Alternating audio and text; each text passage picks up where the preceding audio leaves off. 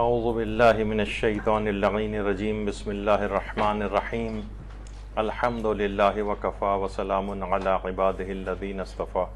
درود بھیجی محمد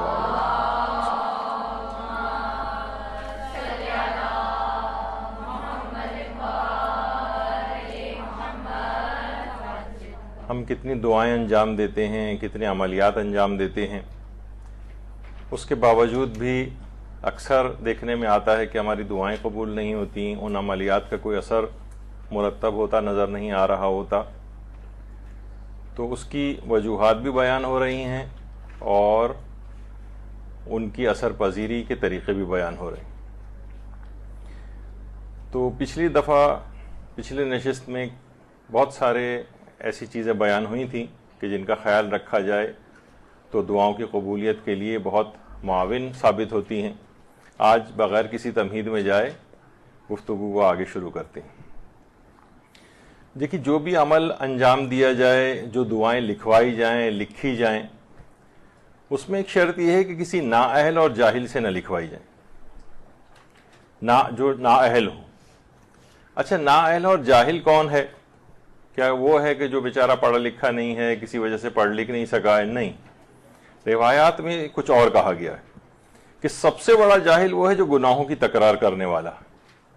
اب بظاہر یہ کتنا ہی پی ایچ ڈی ہو، ماسٹرز کیا ہوا ہو، کتنی زبانوں کا ماہر ہو، بظاہر بڑا کوٹ پینٹائی لگائے ہوئے مہذب آدمی نظر آ رہا ہو، سب سے بڑا جاہل وہ ہے جو گناہوں کی تکرار کرتا. اور سب سے بڑی جہالت روایات میں لوگوں کے ساتھ نفرت و دشمنی کرنا ہے، ہر وقت دوسروں کا مخالف ہونا، یہ جاہل ہونے کی نشانی. تو ایسے کسی شخص سے ان عملیات کو، یعنی ان دعاؤں کو یا اس سورہ کو، بعض اوقات لوگ ہوتے ہیں کہ چلو بھائی ہم صحیح نہیں لکھ پا رہے، اس سے لکھوا لیتے ہیں. تو ایسے کسی شخص کا انتخاب کیا جائے کہ جو گناہوں میں اس طرح سے مبتلا نہ ہو، متقی پرہیزگار ہو، لوگوں سے نفرت و دشمنی اور ہر ایک سے مخالفت مول لینے والا نہ ہو. اسی طرح سے یہ بات بھی کہی گئی کہ عقل مند وہ ہے جو گناہوں سے پرہیز کرے اور غلطیوں سے بچے.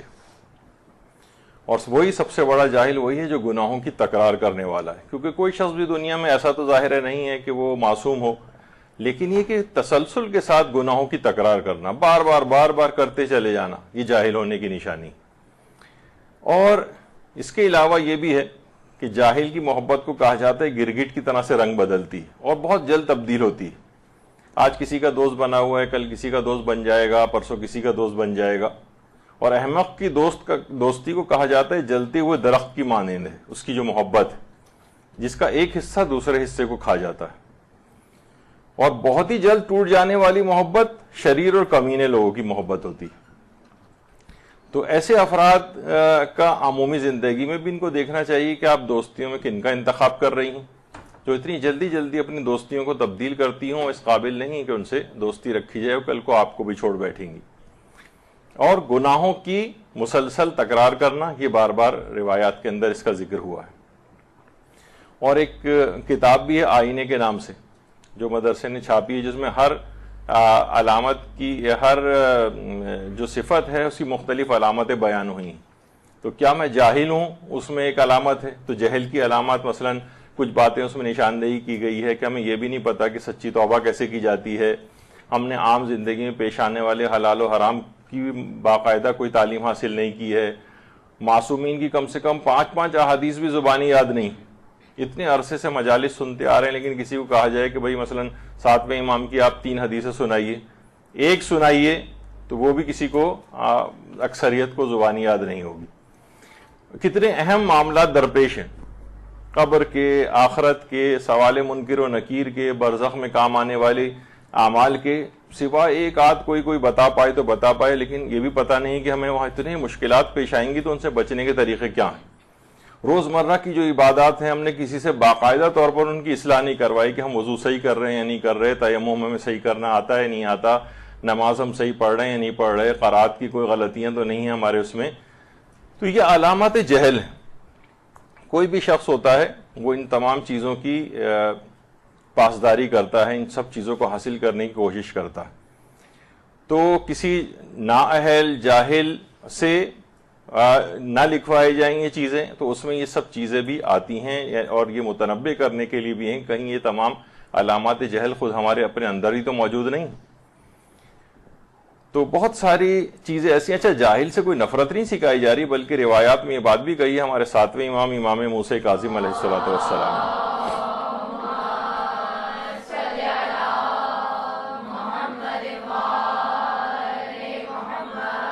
کہ جاہل کو اپنے سے دور مت کرو بلکہ اسے اپنے سے قریب کر کے علم سکھاؤ۔ تو افراد جو معاشرے کے اندر ہیں اور خود اگر یہی علامتیں اپنے اندر محسوس ہو رہی ہیں تو اپنے آپ کو علم سکھانے کی کوشش کرنی چاہیے۔ تو بہت ساری چیزیں ایسی ہیں۔ اگلی شرط اس میں یہ ہے کہ دعا کرنے یا لکھنے والا رزق حلال کھانے والا ہو۔ مثلا اگر کوئی شخص حرام رزق کھا رہا ہے تو روایات میں تو ہے کہ 40 روز تک اس کی دعائیں قبول نہیں ہوتی۔ تو یہاں تو آپ ابھی ایک دن کی دعا تو چھوڑیے، ایک لقمہ حرام سے 40 روز تک کی دعائیں قبول نہیں ہوتی۔ تو اپنے ذرائع آمدنی کو چیک کرنا چاہیے۔ دیکھیے کتنی روایات میں بات آئی ہے ہمارے پیغمبر اکرم صلی اللہ علیہ وآلہ وسلم، اللہم صلی علی محمد وآل محمد،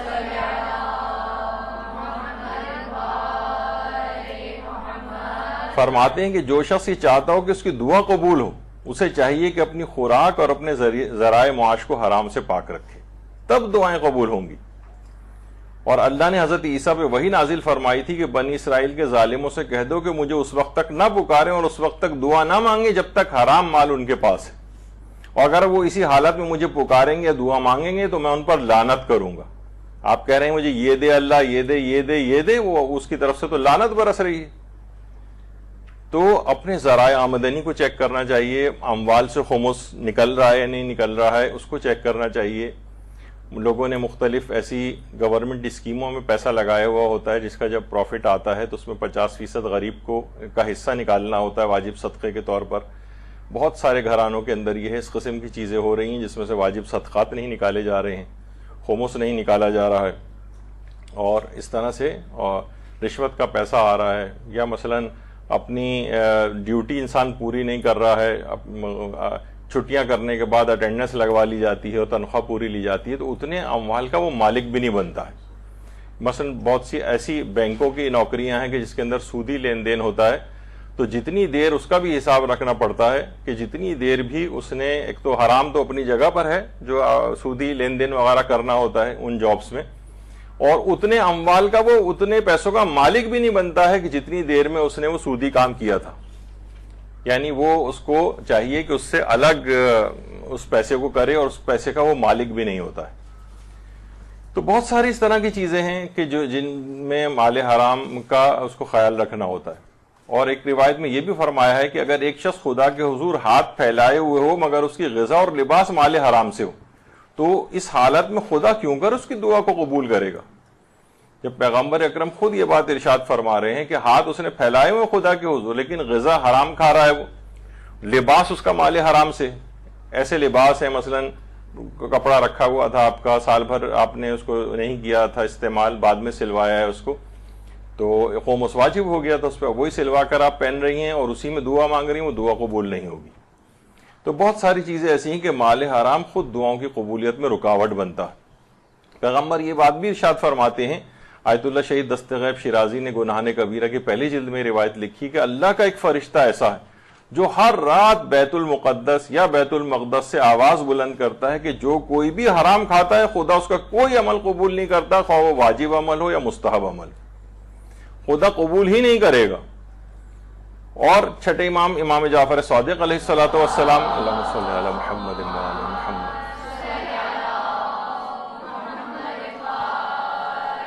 فرماتے ہیں کہ حرام لقمہ نہ کھانا اللہ کے نزدیک اس کی خوشنودی کے لیے 2000 رکعت مستحبی نماز سے زیادہ بہتر۔ ایک صرف لقمہ انسان حرام کا نہ کھائے، اس کو چھوڑ دے تو اللہ کی خوشنودی کے لیے تو ایسا ہی ہے، بلکہ اس سے بہتر ہے کہ انسان 2000 رکعت مستحب نماز، اس سے بھی افضل اس کا یہ لقمہ نہ کھانا۔ تو خود فرشتے یہ آواز بلند کر رہے ہیں حرام کھانے والے کا کوئی عمل قبول نہیں ہے، نہ واجب عمل قبول ہے نہ مستحب عمل قبول ہے، اور دعائیں بھی قبول نہیں ہو رہی۔ اسی طرح سے آیت اللہ بہجت ایک بات ارشاد فرماتے تھے کہ ہماری جو دینی پسماندگی ہے اس کی ایک وجہ یہ کہ ہم حرام اور مشکوک مال استعمال کرتے ہیں، حرام مال کے ساتھ ساتھ مشکوک مال بھی، اور فرماتے ہیں یہ شک و شبہ والا مال مزید شک و شبہ ایجاد کرتا ہے۔ ابھی جتنا شک و شبہ ایجاد ہوگا اتنا ہی اللہ کے اوپر سے توکل اس کا ختم ہو جائے گا، اتنا ہی وہ گناہوں کے اندر گرفتار ہوگا، اتنی ہی شک و شبے کے عالم میں دعا کرے گا۔ آپ نے اس سے پہلے سنا تھا کہ جتنا انسان یقین کے ساتھ دعا کرتا ہے اتنا ہی زیادہ اس کی دعا مستجاب ہوتی ہے۔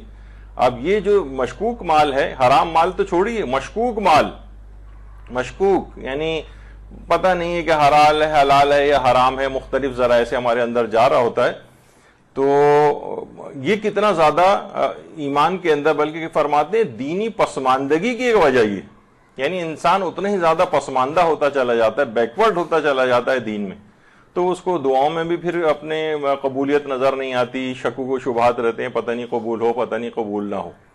تو یہ حرام مال بلکہ مشکوک اموال کی بھی ایک خصوصیت یہ ہے۔ تو یہ تمام چیزیں ایسی ہیں۔ اور لقمہ حرام کے متعلق پیغمبر اکرم یہ جملہ ارشاد فرماتے ہیں کہ جس شخص کا بھی گوشت حرام سے بنا ہو وہ بہشت میں داخل نہیں ہوگا، جہنم اس کے لائق اور شایان شان ہے۔ یعنی یہ جو انسان کھا رہا ہے غذا، وہ مال حرام، اسی سے اس کا گوشت بن رہا ہے، یہ اس قابل نہیں ہے کہ وہ جنت میں جائے، جہنم اس کے لائق زیادہ ہے اور شایان شان ہے۔ تو وہ تو پورے کا پورا ہی جہنم میں جانے والا ہے، تو وہ یہاں پر اللہ سے دعائیں مانگ رہا ہے، تو اللہ اس کی دعاؤں کو کیسے قبول کرے گا؟ تو یہ اس کی طرف بہت توجہ رکھنی ہے۔ اکثر افراد جو یہ بات کہہ رہے ہوتے ہیں کہ ہماری دعائیں قبول نہیں ہوتی، اس میں ایک بہت بڑی وجہ یہ ہے کہ اس قسم کے اموال ان کے جسموں میں، خوراک میں، لباس میں، ان جگہوں کے اوپر جا رہے ہوتے ہیں۔ یہ ایک بہت بڑا مسئلہ ہے، اور یہی وجہ ہے کہ پیغمبر اکرم یہ جملہ بھی ارشاد فرماتے ہیں، اللہم صلی علی محمد وعلی محمد،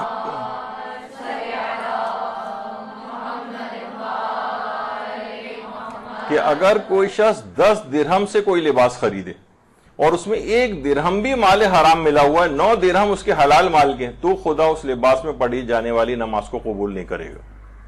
یعنی 90% آپ کا مال حلال ہے، 1% بھی یا 10% مال بھی اس کے اندر حرام کا شامل ہو گیا ہے، تو ایسے لباس کے اندر اس کی نماز بھی قبول نہیں۔ جب نماز قبول نہیں ہے تو دعا کہاں سے قبول ہوگی؟ تو یہ سب چیزوں کا بڑا خیال رکھنا ہے، اپنے لباس کا، اپنی خوراک کا۔ پھر جب اس میں خیال رکھیں گے تو آپ دیکھیں گی کہ دعا کتنی آسانی کے ساتھ قبول ہوتی ہے۔ اور یہ بھی ہمارے 5ویں امام محمد باقر علیہ السلام فرماتے ہیں،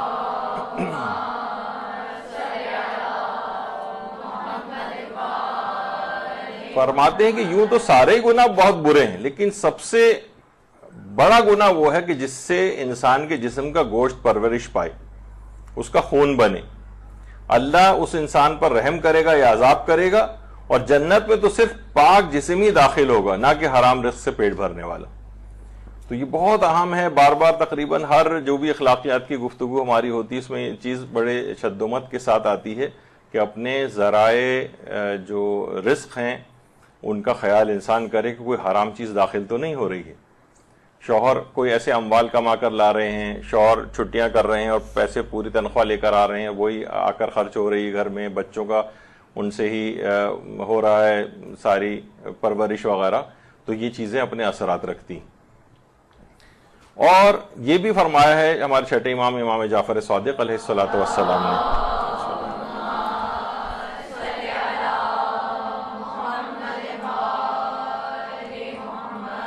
روایت میں تو 2000 رکعتیں مستحبی تھا، اس میں ہے کہ لقمہ حرام کو نہ کھانا اللہ کے نزدیک اللہ کی خوشنودی کے لیے 1000 رکعتیں مستحب نماز پڑھنے سے زیادہ بہتر۔ تو بہت سی جگہوں پہ 2000 کا بھی لفظ آیا، جیسے ہم نے اس سے پہلے ذکر کیا۔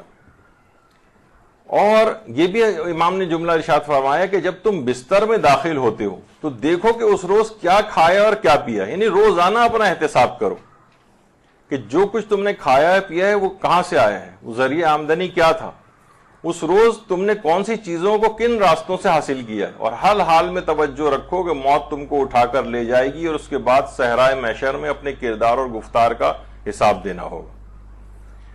تو اکثر یہ ہوتا ہے کہ خواتین اس بات سے ذرا لاپرواہ ہوتی ہیں، وہ کہتی ہیں ہمارا کام تو نہیں ہے نا پیسے کما کر لانا، ٹھیک ہے شوہر جس طریقے سے بھی لا رہا ہے، بلکہ اگر زیادہ خود انہیں احساس ہو کہ یہ اپنے ذرائع آمدنی سے زیادہ پیسہ آ رہا ہے تو وہ اس میں ذرا تجسس کریں، اس بات میں شوہر کو متنبہ کریں کہ ایسا تو نہیں کہ کوئی حرام چیز اس طرح سے گھر کے اندر آنے لگے۔ تو خواتین کا ایک رول یہ بھی ہے کہ نہ صرف بچوں کی پرورش کرنی ہے بلکہ شوہر حضرات کو، کیونکہ دن بھر معاش کی سرگرمیوں کے اندر رہنا ہوتا ہے، اتنے مواقع اگرچہ کوئی عذر نہیں ہے لیکن یہ کہ پھر بھی اگر آپ اس طرف متوجہ ہیں تو گاہے بگاہے ان کو فقہی احکام، خمس کے، مالیات کے، دیگر اور چیزوں کے یہ ان تک بھی بات پہنچائیں تاکہ وہ بھی متنبہ رہیں اور کوئی حرام چیز گھر میں داخل نہ ہونے پائے۔ اب اگلی شرط یہ ہے کہ جو بھی دعاؤں کو کر رہا ہو یا لکھ رہا ہو یا عملیات کر رہا ہو ظاہر و باطن میں سچا ہو۔ ایک تو ظاہری قول کی سچائی بھی ہے، ایک جھوٹا ہے، بات بات میں جھوٹ بولنا کسی کی عادت ہو گئی ہے، اب یہ خود دعا کرنے والا بھی اگر جھوٹا ہے، یعنی بات ظاہر کے اندر بھی اکثر و بیشتر جھوٹ بول جاتا ہے، تو ایسی زبان میں دعا کی اثر پذیری بھی نہیں ہوتی۔ یا کسی اور سے آپ کوئی عمل لکھوا رہی ہیں، کروا رہی ہیں، خود سے نہیں، اگر کوئی شخص کر پا رہا ہے کسی اور سے کوئی چیز کروا رہا ہے تو اس کے اندر بھی یہ ہے لکھوا رہا ہے تو وہ بھی ظاہر و باطن میں سچا ہونا چاہیے۔ اچھا، ظاہر و باطن کی سچائی اتنی اہمیت ہے کہ آیت اللہ جواد انصاری حمدانی بہت بڑے عارف گزرے ہیں، فرماتے تھے صرف سچائی اور سچائی ہے مگر سچائی ختم ہو گئی اور چلی گئی ہے۔ جس راستے پر بھی تم چلنا چاہتے ہو خدا شناسی کے راستے پر یا حضرت بقیت اللہ کی خدمت میں پہنچنے کے لیے،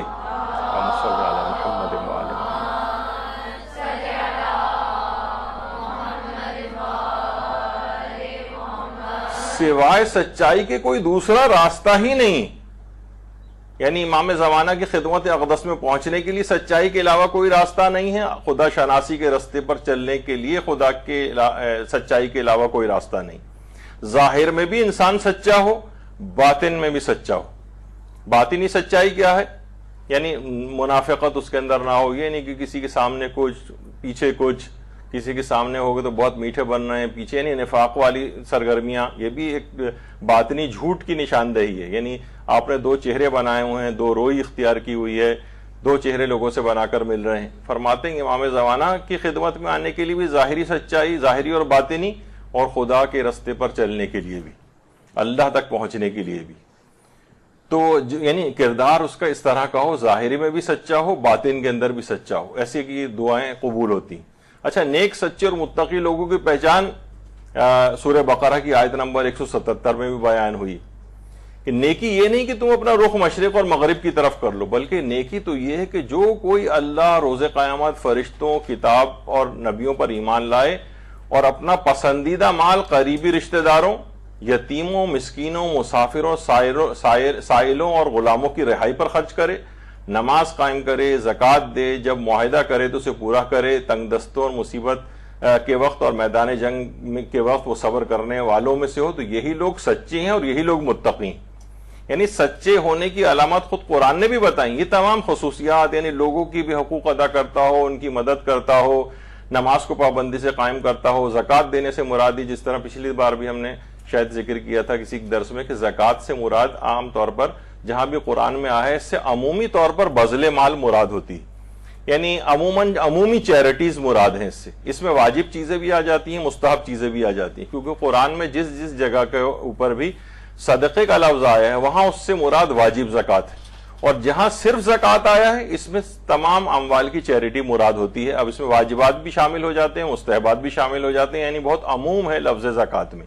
یعنی خصوص جب ہمارے دماغ میں زکوٰۃ آتی ہے، خاص زکوٰۃ کا مال دماغ میں آتا ہے نا، قرآن میں اس مفہوم میں نہیں۔ قرآن میں جہاں پر واجب زکوٰۃ مراد ہے وہاں پہ لفظ صدقہ ہے۔ تو بہرحال تو یہاں پہ بھی آپ دیکھیں، یعنی وہ چیریٹی کرنے والے ہوں، لوگوں کی امداد کرنے والے ہوں، نمازیں پڑھنے والے ہوں، مصیبت کے وقت ثابت قدم رہنے والے ہوں، تنگ دستی کے وقت بھی، مصیبت کے وقت بھی، یعنی اسلام سے آپ کو ہٹتے ہوئے نظر نہ آنے والے ہوں، یہ سچے ہونے کی نشانی، یعنی ظاہر میں بھی سچائی ہو، باطن میں بھی سچائی ہو۔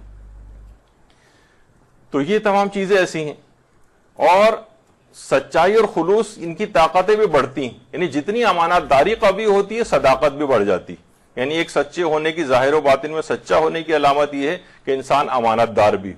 کوئی چیز آپ کے پاس رکھوائی جائے، اس کے اندر کوئی کہا جاتا ہے نا کہ علامہ مجلسی کسی کو کبھی کوئی کتاب دیتے تھے استعمال کے لیے، لوگ پڑھ کے واپس کر دینا، تو کہتے تھے کہ پہلے یہ بتاؤ کہ تمہارے گھر میں قہوہ وغیرہ رکھنے کے لیے جو پلیٹ وغیرہ کوئی ایسی موجود ہے یا نہیں. یعنی ایسا نہ ہو کہ تم اس کتاب، عام طور پہ یہ ہوتا ہے اس پہ کتابوں کے اوپر نشانات بنے ہوتے ہیں چائے کی پیالی رکھنے کے، تو یعنی کوئی بھی چیز آپ کسی کی کوئی استعمال کے لیے اپنے پاس لے کر آئیں، کسی سے عاریتاً کوئی چیز لیں، اس کو اکثر ہوتا ہے کہ ہم کسی سے کتاب مانگ کے لائے، اندر پین سے نشانات لگے ہوئے ہیں، آپ نے لگا دیے، پیجز موڑ دیے اس کے، جو دینے والا ہے وہ اس نے آپ کو پڑھنے کے لیے دیے. یعنی یہ تو میں چھوٹی چھوٹی مثالیں بیان کر رہا ہوں. کوئی بھی اس طرح کی کوئی چیز اگر ایسا ہو تو آپ جتنی امانت داری قوی ہوگی آپ کی، اسی قدر آپ کی ظاہر و باطن کے اندر سچائی بھی آئے گی. تو یہ ایک علامت ہے کہ آپ کی دعائیں قبول ہونے کے اعتبار سے. جب یہ قرآن نے کہا ہے کہ سچوں کے ساتھ ہو جاؤ، کونوا مع الصادقین. اچھا، اب اگلی شرط یہ ہے کہ جو بھی دعا کر رہا ہو یا کوئی عمل آپ لکھ رہی ہوں، کر رہی ہوں، لباس اور جسم بھی آپ کا پاک اور صاف ہونا چاہیے. لباس پاک اور صاف. دیکھیے، پاک رہنے والوں کے لیے فرشتے دعا کرتے.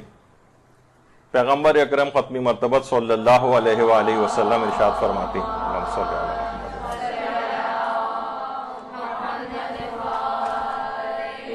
فرماتے ہیں کہ تم اپنے ان جسموں کو پاک کر لو تو خدا تمہیں پاک کر دے گا، یعنی تمہاری روح پاک کر دے گا. بے شک جو شخص بھی رات سے صبح تک پاک و پاکیزہ رہتا ہے، اس کے ہمراہ ایک فرشتہ رہتا ہے جو کہ رات کی ہر ساعت میں یہ کہتا ہے کہ اللہ تو اپنے اس بندے کی مغفرت فرما کہ یہ رات سے صبح تک پاک رہا ہے. یعنی رات کو سونے سے پہلے انسان وضو کر کے سوئے، صاف ستھرا ہو کر سوئے، ظاہری طور پر جسم اور لباس اس کا نجس نہ ہو، تو خود فرشتے اس کی رات بھر اس کے لیے دعائیں کرتے. تو یہ سوچیے کہ جس کے لیے فرشتے دعائیں کر رہے ہیں، وہ خود اگر کوئی دعا کرے گا تو اس کی دعا کیوں قبول نہیں ہوگی. اور پیغمبر فرماتے ہیں کہ تم اگر اپنے جسموں کو پاک صاف رکھو گے تو خدا تم کو پاک صاف کر دے گا، یعنی تمہاری روح کو پاک و صاف کر دے گا، تم اندر سے بھی ایسے ہی پاک اور صاف ہو جاؤ گے. تو نجس لباس کے ساتھ عموماً بچے والی جو خواتین ہوتی ہیں، جسم نجس ہو گیا ہے، بار بار اپنے آپ کو پاک نہیں کر رہی ہیں، کوشش کریں کہ اس طرح سے ہو کہ جسم اور ان کا خاص طور پر دعا کے وقت، جس وقت انسان دعا کر رہا ہو، لکھ رہا ہو یا کوئی عمل کر رہا ہو، تو اس کا جسم اور لباس یہ پاک ہونا چاہیے. اچھا، صرف یہی نہیں بلکہ آپ دیکھیے کہ ان جگہوں کے اوپر بھی جہاں انسان رہتا ہے. پہلے تو ابھی صرف مسجد کے حوالے سے حدیث آپ کے سامنے آ رہی کہ جو شخص جمعرات کے دن یعنی شب جمعہ مسجد کی صفائی کرے، اگر وہ اس قدر کوڑا کرکٹ بھی مسجد سے باہر پھینکے جس قدر سرما آنکھ میں ڈالا جاتا ہے، معمولی سا آپ کو کنکر نظر آ گیا، آپ نے ہٹا کے رکھ دیا، خداوند عالم اس عمل کے نتیجے میں اس کی مغفرت فرما دیتا ہے. اور آپ یقین جانیے کہ کوئی کمپیریزن یا کوئی مقابلہ آپس میں نہیں ہے، لیکن علماء یہ کہتے ہیں کہ جو دینی درسگاہیں ہیں وہ بھی تقریباً اسی کا حکم رکھتی. یعنی وہاں پہ بھی انسان یہ نہ ہو کہ بعض اوقات یہاں پر جب آپ اٹھ کے جاتی ہیں صفائی وغیرہ ہوتی ہے تو چھالیوں کے ریپر اور اس طرح کی چیزیں اور چیونگم کے وہ اس طرح کے کاغذ وغیرہ موجود ہوتے ہیں. تو بہرحال کوشش یہ کریں کہ اس طرح کی کوئی چیزیں، کوئی گندگی کرنا یعنی اتنا معمولی، کوئی آپ کو بھی کہیں کوئی چیز نظر آ جائے تو آپ اٹھا کے ایک طرف کر دیں. یہ صرف یہ نہیں کہ صرف مسجد ہی کے اندر ایسا حکم ہے، انشاءاللہ دینی درسگاہ جہاں انسان علوم محمد و آل محمد علیہ السلام کو حاصل کرنے کے لیے آتا ہے.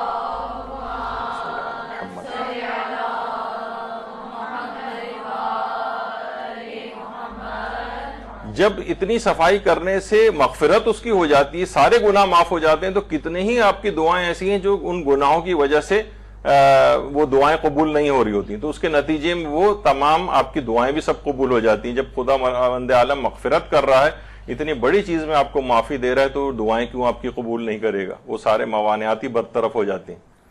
تو یہ بڑی اہم چیز. پھر علماء آگے فرماتے ہیں کہ جس وقت اگر آپ دعا کر رہے ہوں یا کوئی عمل کر رہے ہوں، اگر آپ نے خوشبو لگائی ہوئی ہے تو بہت اچھا. خوشبو لگانا، خوشبو کے لیے پیغمبر فرماتے ہیں دل کو طاقتور بناتی ہے. امام علی رضا علیہ السلام فرماتے ہیں کہ انبیاء کے اخلاق میں سے ہے. درود بھیجیے محمد و آل محمد.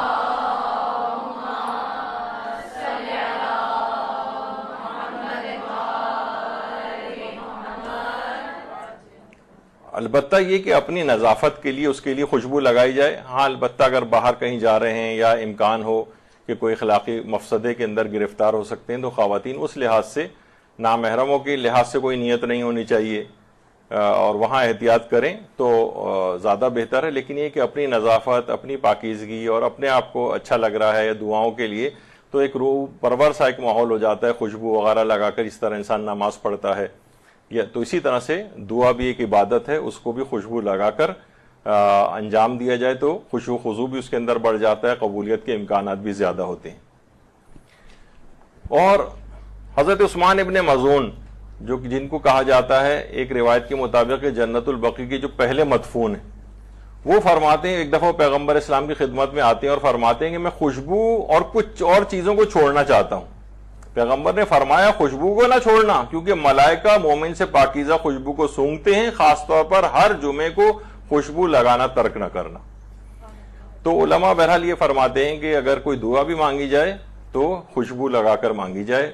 اس کے بھی شاید اس کی ایک وجہ یہ بھی ہو کہ اس میں ذرا پھر خوشبو آ جاتا ہے، جس طرح سے آپ بغیر خوشبو لگائے اگر نماز پڑھیں، نماز سے پہلے انسان خوشبو لگائے، اہتمام کرے، تیاری کرے، اس کی نگاہ میں ایک اہمیت بھی ہوتی ہے نماز کی.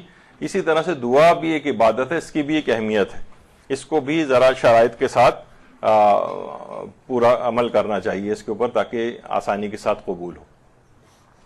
ایک چیز اور بھی، ابھی رمضان بھی آنے والا ہے، لوگوں نے روزے بھی رکھنے شروع کر دی ہیں، تو حالت روزہ میں پھول سونگنا یا عطر و پرفیوم کی خوشبو سونگنا جائز ہے، مکروہ نہیں ہے. البتہ فقط خوشبودار گھاس اور خوشبودار جڑی بوٹیاں سونگنا مکروہ ہے. اکثر لوگ کہتے ہیں کہ حالت روزہ میں خوشبو نہیں سونگ سکتے، یا تیز خوشبو نہیں سونگ سکتے، یا پھول نہیں سونگ سکتے. نہیں، یہ حکم فقط اور فقط آپ توضیح المسائل کے اندر بھی جا کر دیکھیں، یہ صرف خوشبودار گھاس اور خوشبودار جڑی بوٹیوں کا حکم ہے.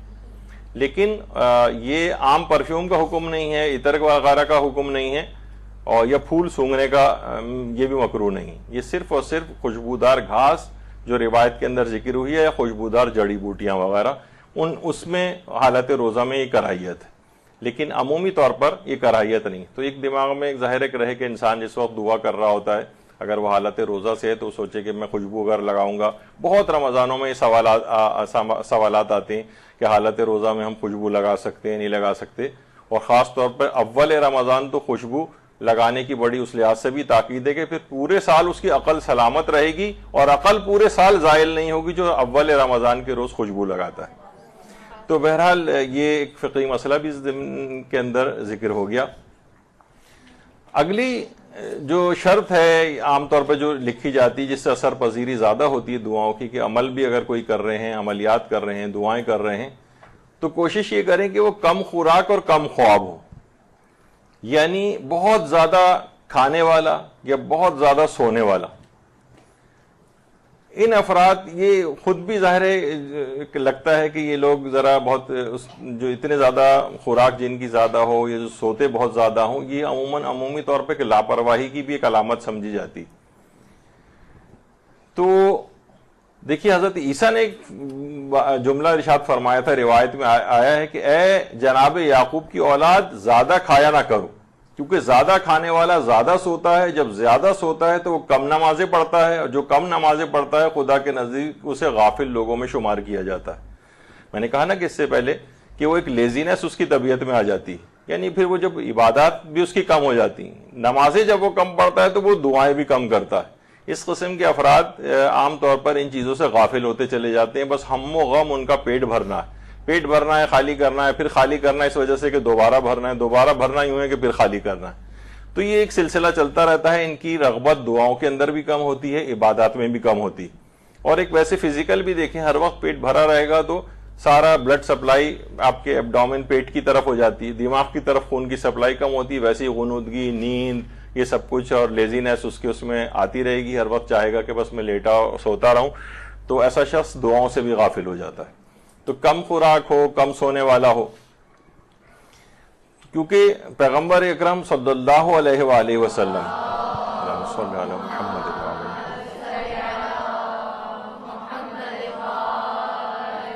وہ فرماتے ہیں کہ پیٹ بھر کے کھانا نہ کھایا کرو، یعنی کچھ انسان گنجائش چھوڑ دے، ورنہ تمہارے دلوں سے معرفت کا نور بجھ جائے گا. بہت زیادہ پرخوری کی، ویسے تو مباح چیز ہے لیکن کچھ موبا ایسے بھی ہیں جو بعض اوقات حرام کاموں کا بھی پیش خیمہ بن جاتے ہیں. اس کی بہت ساری علماء مثال دیتے ہیں. مثلا رات کو دیر تک جاگنا، ٹھیک ہے آپ کی مرضی جاگتے رہیں، یہ کیسا موبا کام ہے لیکن حرام کا پیش خیمہ بن سکتا ہے. آپ کی نماز فجر قضا ہو سکتی ہے. آپ کو اگلے دن روزہ رکھنا ہے، اتنی دیر سے سوئے کہ پھر سحری کے وقت آنکھ نہیں کھلی، فجر کے بعد آنکھ کھل رہی ہے. بہت ساری ایسی چیزیں کہ انسان عبادات سے بھی محروم ہو جاتا ہے. تو نور معرفت بجھ جاتا ہے زیادہ پرخوری کرنے سے. تو کچھ نہ کچھ گنجائش باقی رکھنی چاہیے. اور یہ بھی روایات میں کہا گیا کہ اسراف کی ایک قسم یہ بھی کہ انسان ہر اس چیز کو کھائے جسے کھانے کو اس کا دل چاہے. اب ظاہر ہے آپ دیکھتے ہیں کہ وہ پرانا زمانہ کبھی ہوتا تھا کہ بس ایک وقت میں ہمیں یاد پڑتا ہے ایک گھر میں ایک کھانا بس پکا کرتا تھا، بس وہی آپ کو پسند ہو یا نہ ہو کھانا پڑتا تھا وہی. اب یہ ہے کہ 3 4 5 فریج بھی بھرے ہوئے ہیں، اتنی انواع اقسام کی کثرت ہو گئی ہے کہ انسان تھوڑا تھوڑا بھی اگر ہر چیز سے کھائے تو بھی وہ اس سے بہت زیادہ ہو جاتا ہے، جو عمومی طور پر کوئی ایک خوراک اگر وہ کھاتا تو اس سے کم ہی کھاتا ہو. ہر وہ چیز جسے بس کھانے، ظاہر ہے ایک سے ایک اچھی چیزیں موجود ہیں، یہ بھی کھا لوں وہ بھی کھا لوں وہ کھا لوں. تو اسراف کی ایک قسم کو یہ بھی شمار کیا گیا ہے. ہر وہ چیز کھائے جس کو دل چاہے، جو نظر آ رہی ہے وہ چیز وہ کھا رہا ہے اور استعمال کر رہا ہے. تو ان چیزوں کا اصل میں بہت خیال رکھنا ہوتا ہے. جبھی روایات میں یہ بات آئی ہے کہ جب پیٹ مباح چیزوں سے بھر جاتا ہے تو دل بہتری سے اندھا ہو جاتا ہے. تو یہ وہی سب چیزیں نتائج اپنے ظاہر کرتی ہیں. عبادات میں رغبت نہیں ہوگی، اور دعا بھی کیونکہ عبادات کی ایک قسم ہے اس میں بھی اس کی رغبت کم ہو جاتی ہے. تو بہرحال اب کیونکہ اتنا زیادہ وقت نہیں ہے کہ یہ زیادہ کھانا زیادہ سونا یہ دونوں نقصان دہ چیزیں ہیں، اور یہ انسان کے اخلاق کو بھی اس لحاظ سے اگر یہ کثرت کے ساتھ ہو جائیں، اعتدال سے ہٹ جائیں تو یہ اس کو بھی متاثر کرتی ہیں چیزیں. اچھا اب دیکھیے کہ زیادہ کھانے کے نقصانات ایک یہ بھی کہ انسان میں سنگ دلی اور خواہشات نفسانی کا ایک ہیجان ہوتا ہے، اور پھر اس کی عبادات کی طرف سے لامحالہ اس کی توجہ ہٹتی. جتنی اس میں سنگ دلی پیدا ہوگی یہ دوسروں کی بھی امداد کم کرے گا، دوسروں بھی کم کام آئے گا. سنگ دلی ایک پیدا ہوگی اس میں، یعنی خود بڑا خود غرض ہو رہا ہے. خود تو چاہ رہا ہے کہ میری ساری دعائیں قبول ہوں، لیکن دوسروں کی خود کی حاجات کو قبول نہیں کر رہا ہے، یعنی ان کی مدد نہیں کر رہا، ان کے کام نہیں آ رہا کیونکہ سنگ دلی پیدا ہو گئی. اور اسی طریقے سے خواہشات نفسانی کا ہیجان ہوگا تو یہ بھی ان چیزوں کی علامت ہے کہ اس کا پھر گناہوں کی طرف رجحان بڑھ جائے گا، پھر یہ عبادت کی طرف راغب نہیں ہوگا. تو بہت ساری دیکھیے اس طرح کی چیزیں ایسی ہیں کہ یہ اعضاء و جوارے جو ہیں اطاعت میں جو ہے وہ سست ہو جاتے ہیں، اور کان جو ہیں وہ واعظ و نصیحت سے جو بہرے ہو جاتے ہیں، یعنی پھر وہ نصیحت کو بھی قبول نہیں کرتے. زیادہ کھانے سے بچنے کی اس وجہ سے پیغمبر نے بھی اس کی تاکید فرمائی. روحانی نقصانات بھی ہیں اس کے، کھانے پینے کی زیادہ چیزوں کے روحانی نقصانات بھی ہیں. تو کچھ نہ کچھ گنجائش رکھ کر اور ان چیزوں کو خیال کر کے یہ سب چیزیں آپ کی دعاؤں کی اثر قبولیت میں وہ بنتی ہیں رکاوٹیں. اچھا اب جہاں بھی دعا کی جائے یا لکھی جائے وہ جگہ بھی پاک ہونی چاہیے. جیسے کہ ایک دفعہ پہلے بھی شاید ہم نے عرض کیا تھا کہ عام طور پر گھروں میں بستر ہے، بچوں نے پیشاب کر دیا ہے، بس اس کے اوپر اچھی آپ نے چادر وادر تبدیل کر دی ہے نیچے، لیکن وہ بستر ویسے ہی نجس ہے. یا اس کو اگر پاک کریں بھی تو پاک کرنے کا صرف ایک یہی ہوتا ہے کہ کم سے کم بستر کا اوپری حصہ پاک ہو جاتا ہے، یعنی جہاں وہ چادر وادر بچھاتی ہیں آپ، لیکن وہ بستر وہ اندر سے دیکھا جائے تو وہ تو پاک نہیں ہو سکتا، اس کے اندر وہ چیز چلی گئی. تو یا گھروں میں جو سلسلہ ہوتا ہے کہ بچے نے کہیں زمین پہ پیشاب کر دیا، اس کو شرعی طریقے سے آپ نے پاک نہیں کیا، بلکہ وہ ماسی واسی آئی یا انہوں نے وہ گیلا کپڑا لے کے اسے ہر جگہ اور پھیلا دیا، بلکہ اس کو نجاست اور زیادہ بڑھ جاتی ہے. تو عام طور پہ جہاں دعائیں کی جاتی ہیں لکھی جاتی ہیں وہ جگہ بھی پاک ہونی چاہیے. پاک یعنی دیکھ لیں کہ گھروں میں بعض اوقات یہ ہوتا ہے کہ بچوں نے جس اعتبار سے وہ نجس کی ہوتی ہیں، چھوٹے بچے جن گھروں میں ہوتے ہیں، تو ایک مرتبہ اچھی طریقے سے پانی ڈال کر اور شرعی طریقے سے فرش وغیرہ کو پاک کر کے، یعنی گھر کو پاک صاف رہیں تاکہ وہاں پر دعائیں زیادہ آسانی کے ساتھ قبول ہوں. شاید میں نے ایک دفعہ پہلے بھی اس کا ذکر کیا تھا کہ جو خوابوں کی حقیقت کے لحاظ سے یہاں پر ایک درس ہوا تھا جس میں خوابوں کی تعبیریں وغیرہ کے سلسلے میں بیان ہوا تھا. تو اس میں ایک چیز یہ بھی آئی تھی کہ وہ جگہ بھی انسان، یعنی عام طور پر جو لوگوں کو برے خواب آتے ہیں اس کی وجہ یہ ہوتی جس جگہ سو رہے ہوتے ہیں وہ جگہ نجس ہوتی، یعنی وہی بستر بھی نجس ہے تو خواب بھی انہیں برے آ رہے ہیں. تو یہ بھی ایک بہت سی وجہ بنتی ہے. تو بہرحال دعاؤں کے سلسلے میں بھی یہ بات ہے کہ جہاں بھی لکھی جائے یا دعائیں کی جائیں وہ جگہ بھی پاک صاف ہونی چاہیے. جب یہ ہے کہ مصلی وغیرہ پہ انسان بیٹھ کے دعا کرے تو وہ ایک پاک صاف جگہ بھی ہوتی ہے نماز کے اعتبار سے, اسی پہ انسان نماز پڑھ رہا ہوتا ہے تو اس میں صحیح. اسی طریقے سے جہاں بھی عملیات کیے جائیں یا عام طور پہ جہاں دعائیں کی جائیں, ظن حائزہ وہاں پر نہ ہو, یہ روحانیت کے علماء فرماتے ہیں. جنوب شخص وہاں پر نہ ہو, کتا وہاں پر نہ ہو, یا جاندار وغیرہ کی تصویر وہاں پر نہ ہو. اچھا, بہت ساری چیزیں دیکھیے اس طرح کی ہیں کہ جیسے گھروں میں ظاہر ہے لوگ بیمار بھی پڑتے ہیں, انتقال بھی ہوتا ہے, تو روایات میں یہ بات آئی ہے کہ محتضر کے پاس ظن حائزہ نہ ہو, یعنی جو خواتین اپنے مخصوص ایام کی حالت میں ہوں وہ ایسے شخص کے پاس ان کا موجود ہونا مکروہ ہے کہ جس کی جان کونی کی کیفیت ہو. روایت میں آتا ہے کہ فرشتے وہاں آنے سے کراہیت کرتے ہیں اس جگہ پر. یہ خدا نخواستہ کوئی یہ وہ بات نہیں کی جا رہی کہ یہ کوئی نفرت کا اظہار ان سے کیا جا رہا ہے, بلکہ یہ ہے کہ کچھ چیزیں ظاہر ہے کہ یہ مرد کے اعتبار سے مثلا کوئی جنوب شخص وہاں پر ہے, یعنی حالات یعنی جس کے اندر باطنی نجاست اس لحاظ سے ہو, روحانی نجاست ہو, تو پھر وہاں پر فرشتے آنے میں اعتراض کرتے ہیں.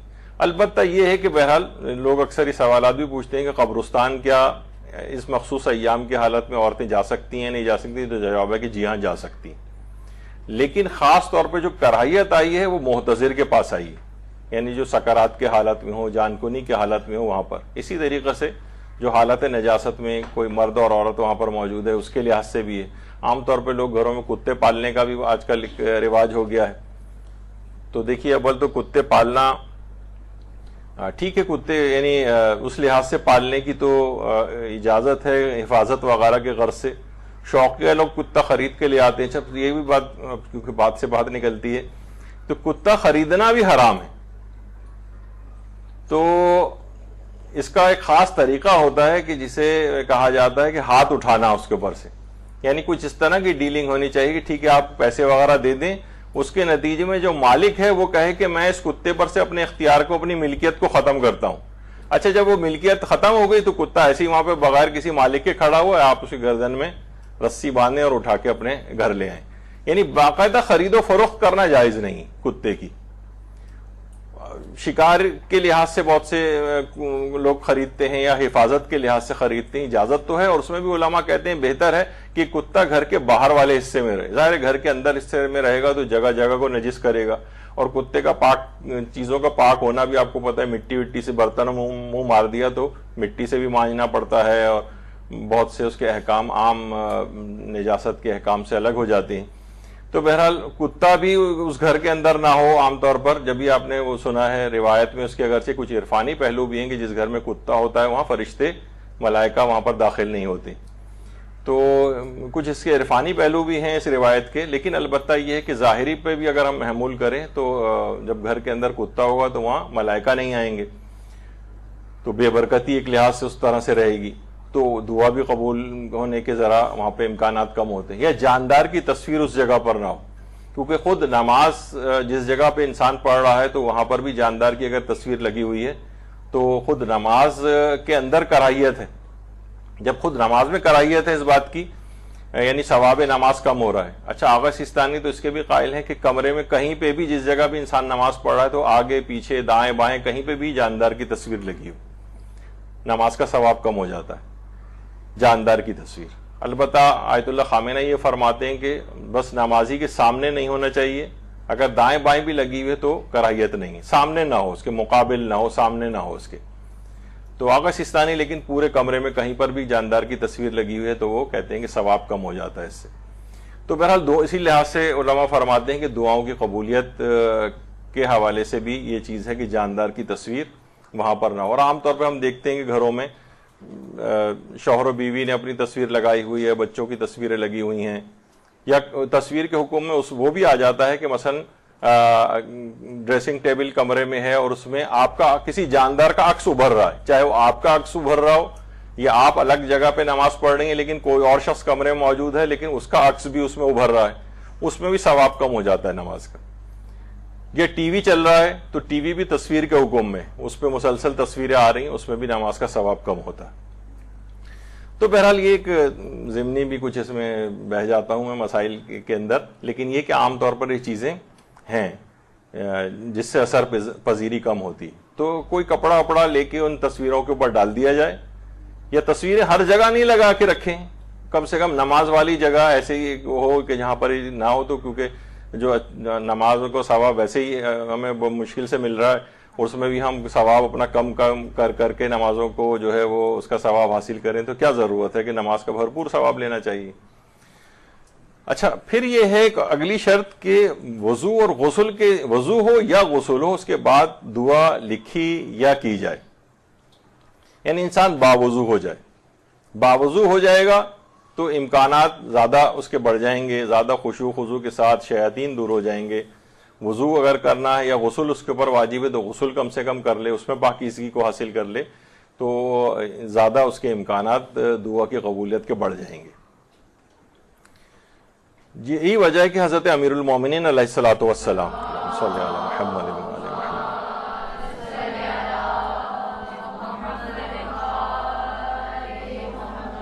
فرماتے ہیں کہ ایک زمانہ ایسا آئے گا جس میں برائیاں بہت بڑھ جائیں گی، جب تم اس زمانے کو پاؤ تو باوضو رہا کرو۔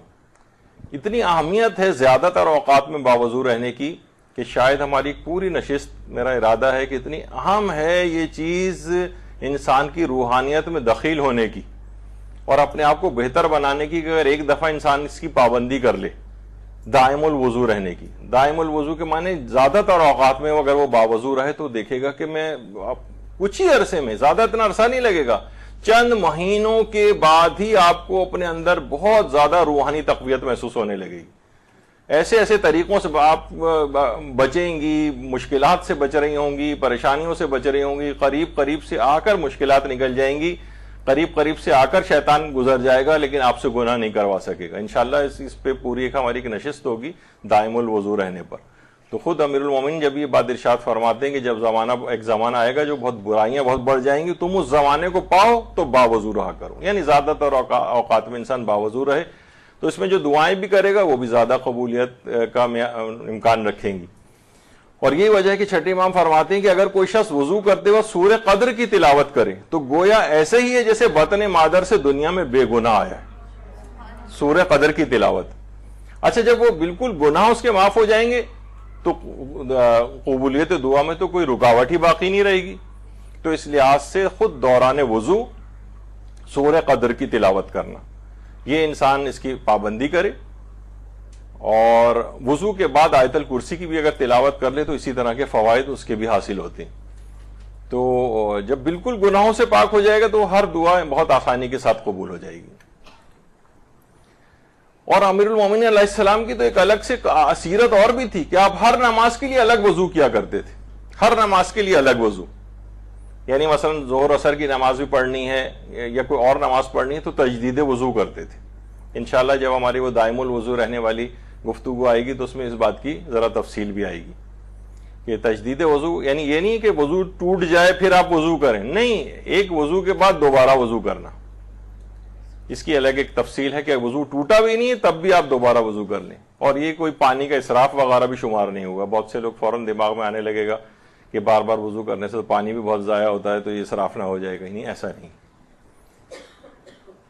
لوگوں سے میل جول کو کم کرے، سفیہ اور احمق و دین سے لاپرواہ افراد سے دور رہے، یہ اپنے بہت برے اثرات رکھتے ہیں۔ اچھا، لوگوں سے میل جول کو ذرا کم ہی رکھے، جتنا زیادہ انسان لوگوں سے میل جول کرے گا اتنی ہی زیادہ، آپ کبھی بھی اس کا مشاہدہ کر کے دیکھ لیں، رشتہ داروں کے پاس کئی گھنٹے آپ گزار کے دیکھ لیں، یعنی کچھ دیر تک تو مباح گفتگو رہے گی اور اس کے بعد کہیں نہ کہیں آپ حرام کے اندر گرفتار ہوتی چلی جائیں گی، غیبت کہیں ہو جائے گی، کسی کا مذاق اڑا دیا جائے گا، کسی پہ الزام لگ جائے گا، کہیں آپ پر امر بالمعروف واجب ہو جائے گا، آپ نہیں کر سکیں گی، نہی عن المنکر واجب ہو جائے گا، آپ نہیں کر سکیں گی۔ کتنی چیزیں ایسی کہ انسان جتنا زیادہ لوگوں کے ساتھ ہر وقت رہتا ہے، یہ کوئی یہاں پر رہبانیت نہیں سکھائی جا رہی کہ آپ لوگوں سے قطع تعلق کر لیں، لیکن ایک اعتدال رکھنا چاہیے۔ ہر وقت بہت زیادہ رشتہ داروں اور لوگوں سے میل جول جتنی زیادہ دیر ہوگا اتنی آپ کبھی کیلکولیٹ کر کے، یعنی متوجہ ہو کر بیٹھیں کسی بھی ایسی جگہ رشتہ داروں کے ہاں جا کر دیکھیں آپ اندازہ ہوگا، اور نوٹ کریں کہ کتنے کتنے گناہ ہو رہے ہیں جس میں آپ گرفتار ہو رہی ہیں. غیبتیں سننی بھی پڑ رہی ہیں، کرنی بھی پڑ رہی ہیں، خود نہیں کرنا چاہ رہی ہیں تو آپ امر بالمعروف نہیں کر پا رہی ہیں، دوسرے کو گناہوں سے نہیں روک پا رہی ہیں، آپ خود پریشان ہو جائیں گی یا اللہ میں کیا کروں. یعنی اگر متوجہ ہو کر جائیں آپ تو لوگوں سے میل جول کو بھی انسان کم کرے. سفی اور احمق افراد اور دین سے لاپرواہ، یعنی دین سے بالکل لاپرواہ قسم کے افراد، وہ ان میں تو بہت ہی مشکلات ہو جاتی ہیں ان کے ساتھ اٹھنے بیٹھنے میں. تو ان ایسے افراد کے ساتھ جتنا میل جول ہوگا یہ آپ کی دعاؤں میں رغبت کو بھی کم کر دیں گے، اپنے اثرات چھوڑتے ہیں. یعنی آپ دیکھ لیں کہ اگر آپ عطریات سے بھری ہوئی کوئی دکان ہے اور ایک سڑی ہوئی مچھلی وہاں لے جا کے آپ رکھ دیں اور جبکہ 100 بوتلیں عطر کی کھلی ہوئی ہوں، تب بھی وہ ایک گندی مچھلی کی بو پوری اس کی دکان کے اندر آ جائے گی اس جگہ پہ، اور اس کے اثرات عطر کی کھلی ہوئی شیشیاں جو ہیں وہ بھی اتنا زیادہ نہیں فائدہ دے پائیں گی جتنا وہ نقصان پہنچا دیتی. تو ان افراد سے دور رہنا ہی بہتر ہے. آپ کی عبادات میں بھی رغبت کو کم کرتے ہیں، دین سے لاپرواہی کی باتیں اس میں آپ کو بھی گرفتار کرتے ہیں اور آپ کی بھی اس طرح سے رغبتیں کم ہو جاتی ہیں. جبھی روایت میں یہ بات کہی گئی کہ آدمی اسی کے دین پر ہوتا ہے جو اس کا ہم نشین ہوتا ہے، بس بندے کو چاہیے کہ خدا سے ڈرے اور یہ دیکھے کہ وہ کس کے ساتھ میل جول رکھتا ہے.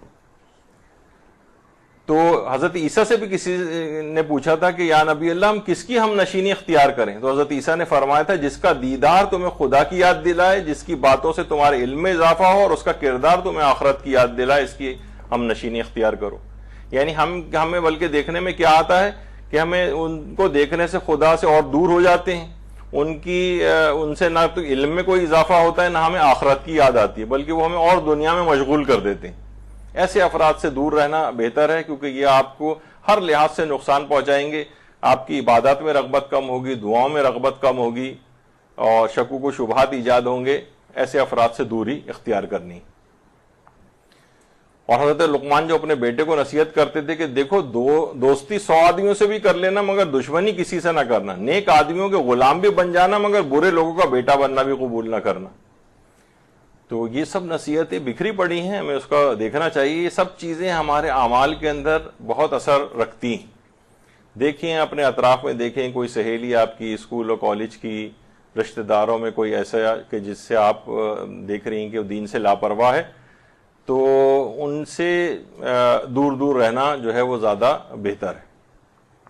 جب ہی کہا گیا کہ نیک دوست عطر فروش کی مانند ہے، اگر اس نے تمہیں اس سے تم نے خوشبو نہ بھی خریدی تب بھی اس کی خوشبو تمہارے ذہن و دل کو مہکاتی رہے گی. یعنی عطر فروش، اس کے پاس سے خوشبو آ رہی ہے، یعنی کوئی چیز نہ بھی اس سے خریدیں تب بھی اتنی دیر تو اس سے خوشبو آپ فائدہ اٹھا لیں گی. اور برا دوست اور ہم نشین لوہار کی بھٹی کی طرح کے وہاں جلنے سے بچ بھی گئے تب بھی حرارت سے تو نہیں بچ سکو گے. وہ آنچ تو آپ کو لگی رہے گی نا، چاہے آپ جلنے سے بچ بھی گئے تب بھی اتنا نقصان تو اتنی حرارت تو آپ کو گرمی برداشت کرنی پڑے گی اس کے پاس، لوہار کی بھٹی کے پاس. تو دیکھیے یہ سب چیزیں ایسی ہیں، یہ بڑی کارآمد ہیں. یہ سب باتیں جو کہی گئی ہیں ہمارے کردار اور عمل کو بہتر بنانے کے لیے کی گئی ہیں. اور برائیوں کا مجموعہ ہو جاتا ہے جو بھی برے ساتھی کی قربت کو اختیار کرتا ہے. تو بہرحال اب اس میں کتنی دوستی کی چیزیں جو ہیں وہ بیان کی جائیں. ایسے افراد کے ساتھ بہرحال دوری اختیار کرنی چاہیے. اور سب سے بہتر ہے اللہ کو اپنا دوست نہ بنا لیں. چھٹے امام جعفر صادق علیہ الصلوۃ والسلام،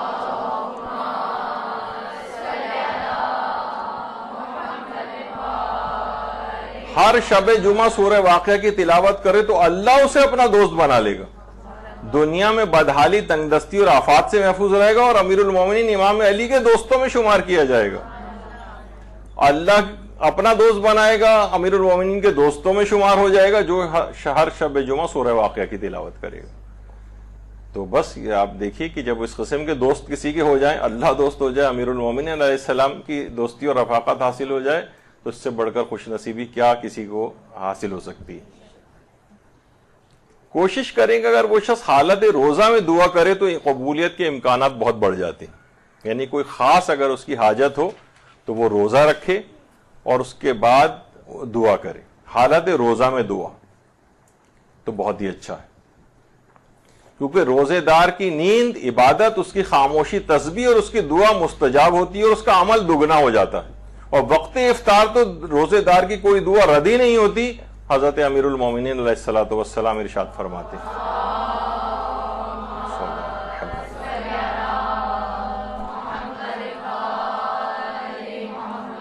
تو حالت روزہ میں دعا وہ یعنی اس کی خاموشی بھی تسبیح, اس کی جو دعا کرے گا مستجاب ہوگی.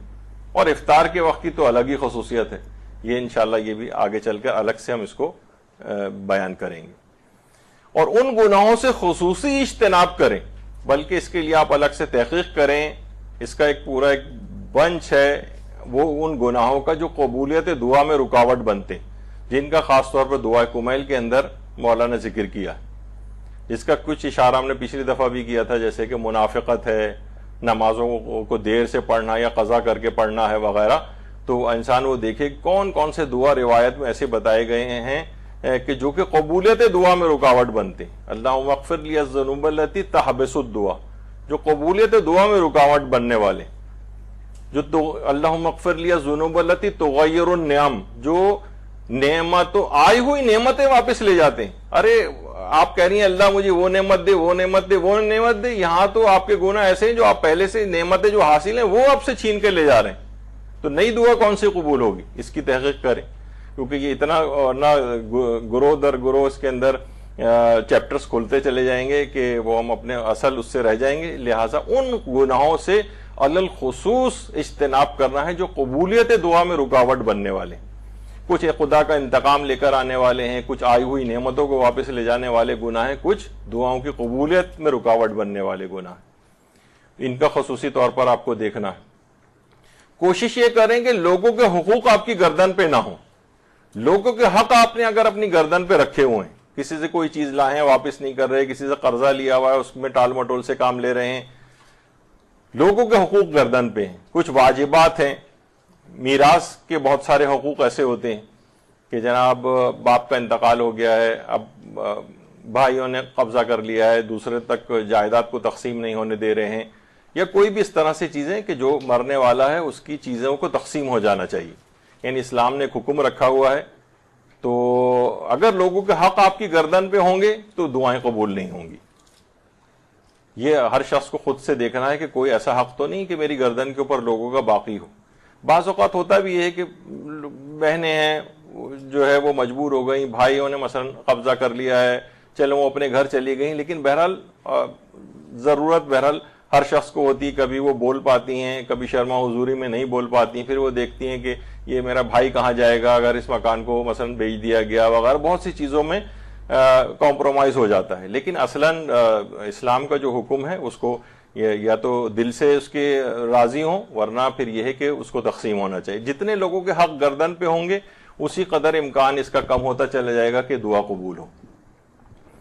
یہی وجہ ہے کہ دیکھیے یتیم کے حق اور میراث پر رشتہ دار اگر قبضہ, پیغمبر فرماتے ہیں یتیم کا مال کھانا ان گناہ کبیرہ میں سے ہے جن کے لیے خدا نے جہنم کا وعدہ فرمایا ہے.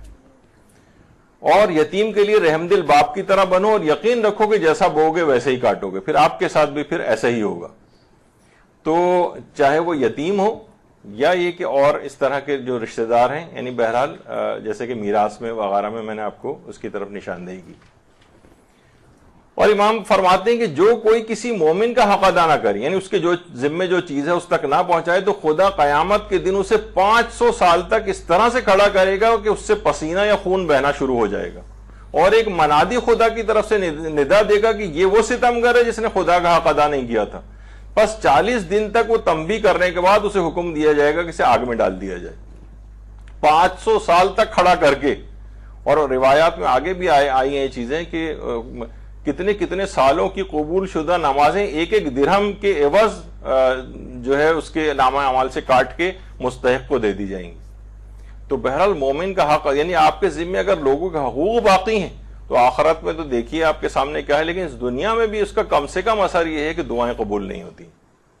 لوگوں کے حقوق اپنے گردن سے اتاریں, کسی کی کوئی چیزیں قرضے یا اس طرح کی کوئی چیزیں ہوں, چاہے وہ بیچارہ بھی نہیں بھی مانگ رہا ہے, بہت سے رشتہ دار شرما حضوری میں تقاضا نہیں کرتے ہیں, لیکن ان کی اس سے فائدہ نہیں اٹھانا چاہیے, ان کی مروت سے, اور ان تک ان کی چیزیں واپس جانی چاہیے. پھر ایک چیز ہے مقامات اور اوقات استجابت دعا کا انتخاب کریں. یہ بہت اہم ہے. بہت ساری جگہیں ایسی ہیں اگر وہ ان جگہوں کے اوپر جا کر دعا مانگے اور ان خاص اوقات کے اندر دعا مانگے، خاص اوقات مثلا یا خاص جگہ جس کے اندر سے ایک شہر مکہ بھی ہے. دیکھیے شہر مکہ میں پورے شہر مکہ بھی چاہے آپ اپنی بلڈنگ کے اندر موجود ہیں، عمرے پہ انسان جاتا ہے، حج پہ جاتا ہے، اپنی بلڈنگ میں بھی اگر بیٹھا ہوا ہے اور وہاں دعا کر رہا ہے، وہ دعا وہاں پر بھی مستجاب ہوتی. وہاں پر صدقہ دینے کا بے تحاشا ثواب، 1 درہم بھی اگر انسان یا 1 روپیہ بھی اگر صدقہ دے تو اس کا بھی بے تحاشا ثواب وہاں پر ملتا ہے. اور جس وقت خانہ کعبہ پر اس کی نگاہ پڑے، اللہم صلی علی محمد.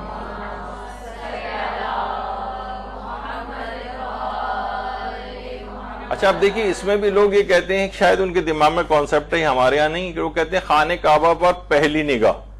یقیناً اس کا تو ایک اثر پذیر ایک الگ ہی ہے، انسان کی کیفیات ہی الگ ہوتی ہیں کہ جس نے پہلے کبھی بالکل لائیو خانہ کعبہ سامنے نہ دیکھا ہو اور ایک دم سے اس کے سامنے چلا جائے تو کعبہ اپنی پوری شان و شوکت اور جلالت کے ساتھ اس کے سامنے موجود ہوتا ہے.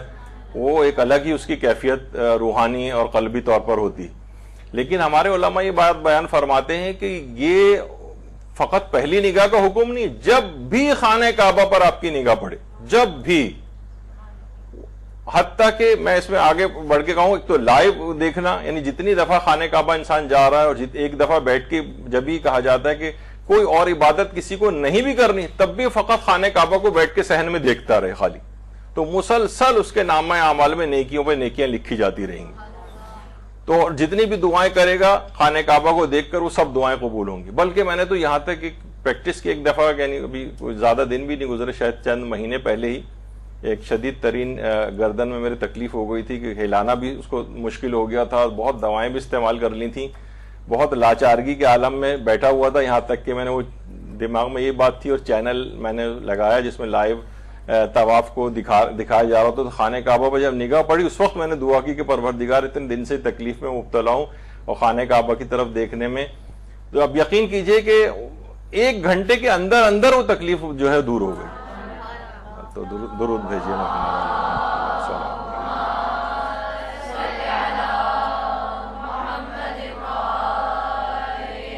یعنی پورے انسان دل کے ساتھ، اعتقاد کے ساتھ اور یقین رکھتے ہوئے دعا مانگے خانہ کعبہ کی طرف، چاہے ٹی وی میں دیکھ کر یا خانہ کعبہ کو دیکھ کر دعا مانگے، انشاءاللہ وہ دعا مستجاب اور قبول ہوتی. اسی طرح سے باب کعبہ،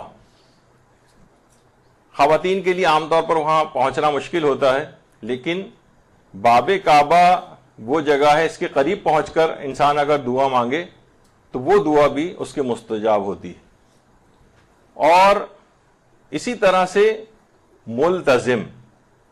ملتزم یعنی حجر اسود جس کے کونے پر جہاں پولیس والا کھڑا ہوا ہے، اس کے پولیس والے کے دائیں طرف جو والا پورشن ہے حجر اسود کا ہے. حجر اسود اور باب کعبہ کے جو درمیانی جگہ ہے ملتزم کہلاتی. یہ دعاؤں کی قبولیت کے لیے بہت خاص ہے. اس قدر رش ہمیشہ وہاں پر رہتا ہے، عورتوں کو تو تقریباً جانا وہاں ناممکن ہے، بلکہ شاید جانا حرام بھی ہے. حرام کیوں ہے؟ عام طور پہ جو عورتیں لائن میں لگتی ہیں حجر اسود کے، کبھی کبھی عورتوں کے لیے الگ لائن بھی لگا دیتے ہیں وہ لوگ، تو عورتیں سوچتی ہیں چلے ہمارے لیے بڑا اچھا ہے، عورتوں ہی کی لائن لگ رہی ہے. وہ جب تک وہاں پہنچتی ہیں اکثر کا عورتوں کا حجاب اتر چکا ہوتا ہے، اتنی دھکم پیل ہوتی ہے کہ وہ لازمی لوگوں کے سامنے بے حجاب ہوتی ہے. تو وہاں پر تو اس لحاظ سے میں نے کہا کہ تقریباً جانا ہی حرام ہے. تو بہرحال حجر اسود کو دور سے استلام کر لیا جائے، اشارے سے بوسہ دے دیا جائے، اس کی بھی شریعت نے اجازت دی ہے، اور وہی انشاءاللہ ثواب ملے گا جن کو مواقع ملتے ہیں. تو بہرحال یہ جو ملتزم جگہ ہے حجر اسود اور خانہ کعبہ کے درمیان، اور تقریباً اسی کے قریب ہی وہ جگہ ہیں کہ جہاں امام زمانہ علیہ السلام جب ظہور فرمائیں گے صلی اللہ علیہ وسلم،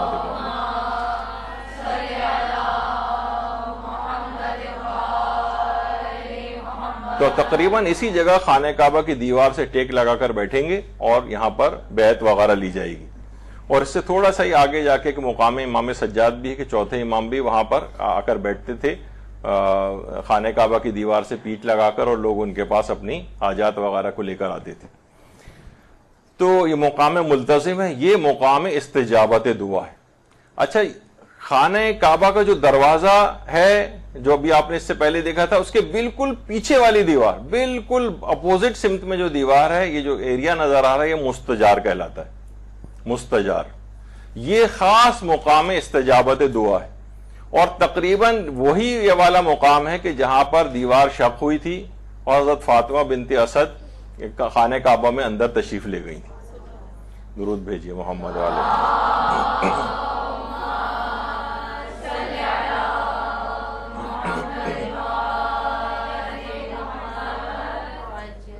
اگرچہ اس کے بعد خانہ کعبہ کو کئی دفعہ نقصان بھی پہنچا ہے، اس کے اوپر بمباری بھی ہو چکی ہے، منجینیقوں سے گولہ باری بھی ہو چکی ہے، اس کی دیواروں کو بھی بہت نقصان پہنچا ہے، اور اس کے بعد پھر اس کی کنسٹرکشن ہوتی ہے، لیکن یہ والا ایریا جو ایک دروازے نما یہاں پر بن گیا ہے، یعنی پوری کوشش کے باوجود تب بھی جتنی بھی مرمت یہاں پر ہوتی ہے، اور اکثر و بیشتر اس کی بار بار ان کو مرمت کی ضرورت پیش آتی ہے، اور وہ تقریباً وہ نشان اسی طرح بن جاتا ہے کہ جیسے یہاں سے کوئی چیز شق ہوئی تھی اور دوبارہ کوئی یہاں سے داخل ہوا تھا، تو وہ اس نشان کو کہا جاتا ہے کہ وہ ختم۔ اگرچہ کئی دفعہ اس کی ریپیئرنگ چیزیں اور وہ ہو چکی ہیں، لیکن پھر بھی اس جگہ پر اس قسم کا لیکن نشان ضرور بن گیا ہے۔ بلکہ اتنا مقام استجابت دعا ہے کہ ایک مرتبہ ایک ذاکر جو وہاں پر گئے تھے اور انہیں کافی مجالس سے خطاب بھی کرنا تھا، تو وہاں جا کر اتنا ان کا گلا خراب ہو کہ ان کے منہ سے حلق سے آواز نکلنی ہی بند ہو گئی، تو وہ یہاں پر آئے اور مقام مستجار کے اوپر اپنے گلے کو لگایا انہوں نے اور دعا کی، اسی وقت ان کی آواز کھل گئی تھی، اسی وقت۔ درود بھیجیے محمد وعلی محمد۔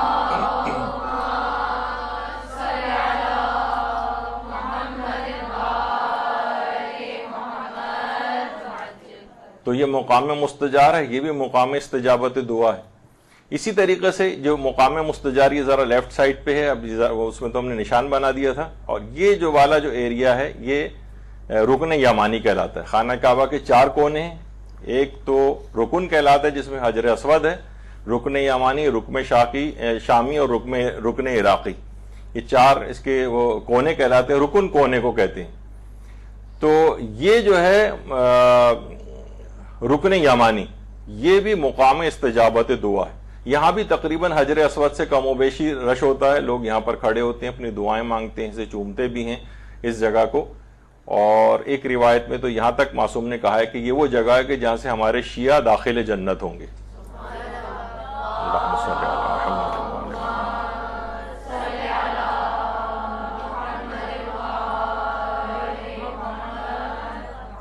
تو یہ ہم وہ ذکر کر رہے ہیں وہ مقامات کے انسان کو اگر کبھی وہ مواقع مل جائیں تو یہ خاص الخاص دعا کی قبولیت کے مقامات ہیں، ان کا انتخاب کرے، اور کبھی وہ خود نہیں بھی جا سکے، لوگ اگر وہاں جائیں تو ان سے اپنی نیابت میں بھی یہ والے کام کروا سکتا ہے کہ آپ وہاں جائیں، رکن یمانی پہ جا کر فلاں میرے لیے دعا کیجیے گا، مستجار پہ جا کے یہ دعا کیجیے گا، ملتزم کے پاس یہ کریں، یعنی اس طرح سے اپنی نیابت میں بھی لوگوں سے دعائیں کروا سکتے ہیں۔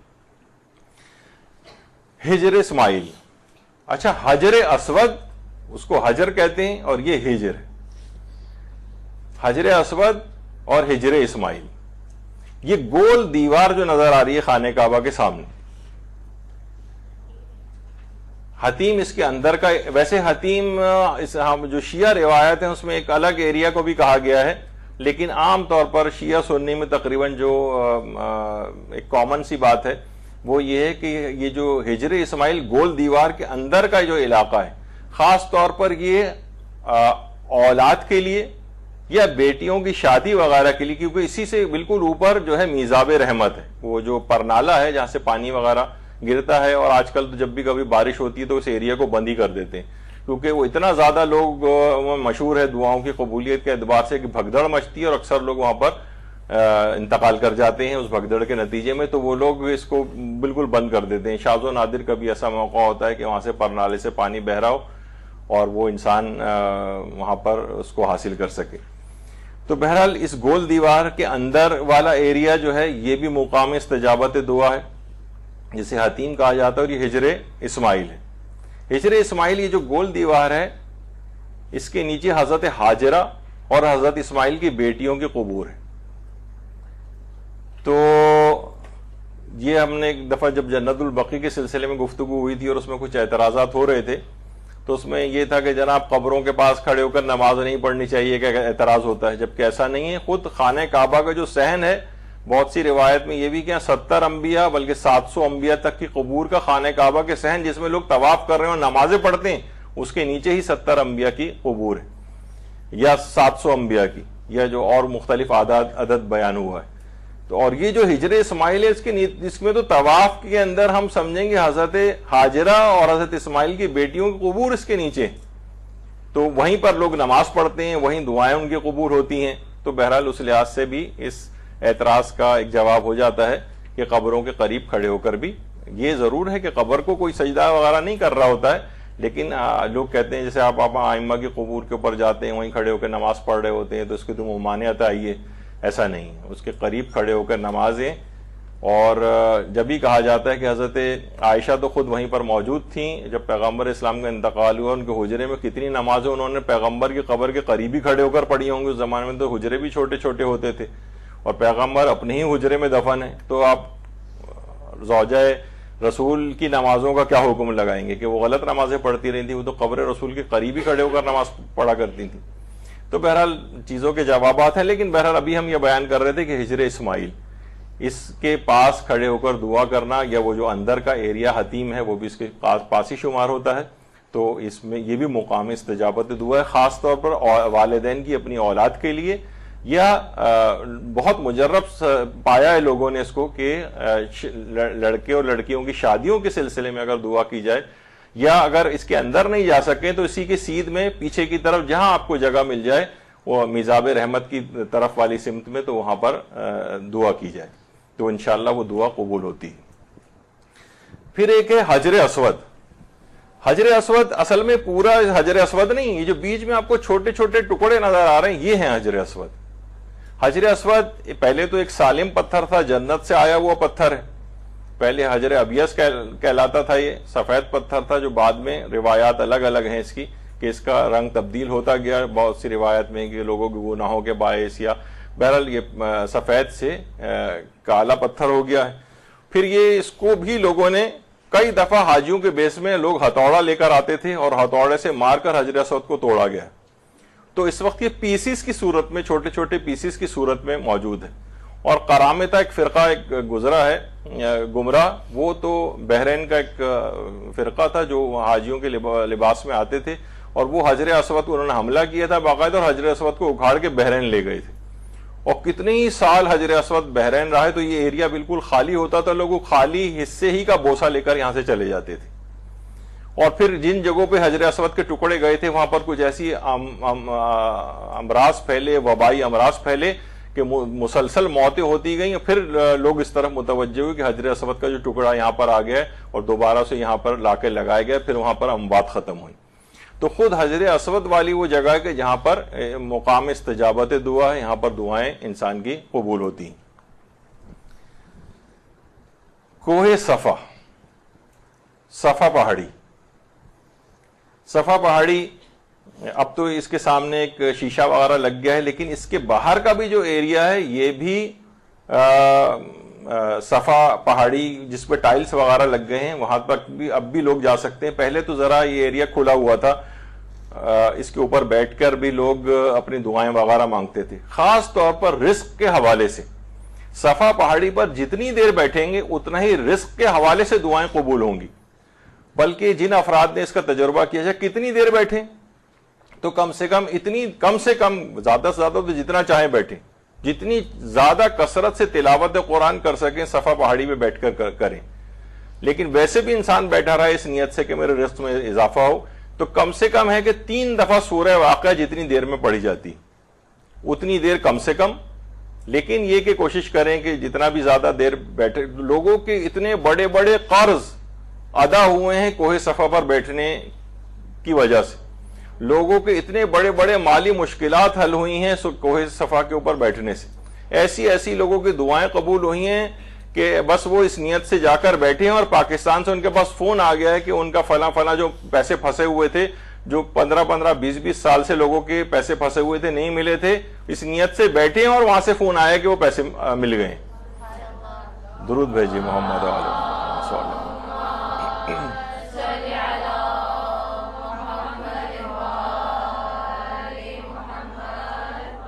تو جو بھی اور بھی دعائیں کریں. بلکہ ہم نے سنا تھا کہ ایک صاحب کے ایک بیٹے کو ایک بہت ہی خطرناک مرض کی ان کو اطلاع ملی تھی, یعنی وہ خیر اسی وجہ سے یہاں پر آئے بھی تھے.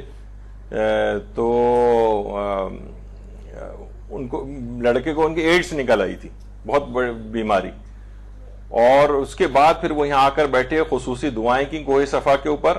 پھر وہاں سے دوبارہ ٹیسٹ ہوئے اور ان کو اطلاع ملی کہ اس کے سارے ٹیسٹ نیگیٹو ہو گئے اور کہیں ایڈس کا نام و نشان بھی نہیں. تو بڑے عجیب و غریب معجزات. اللہم صلی علی محمد و علی محمد.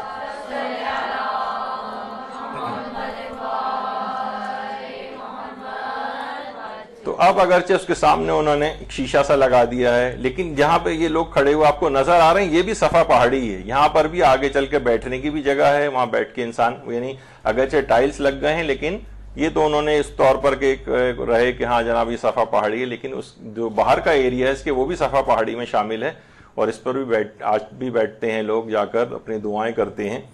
تو کوہ صفا البتہ یعنی جو باہر کا ایریا ہے شیشے سے باہر کا جہاں پہ ٹائلز لگے ہوئے ہیں, یہ والا بھی صفا پہاڑی میں شمار ہوتا ہے, اور آگے بہت ساری جگہ یہاں پر بیٹھنے کی موجود ہے جہاں پہ انسان دعا کر سکتا ہے.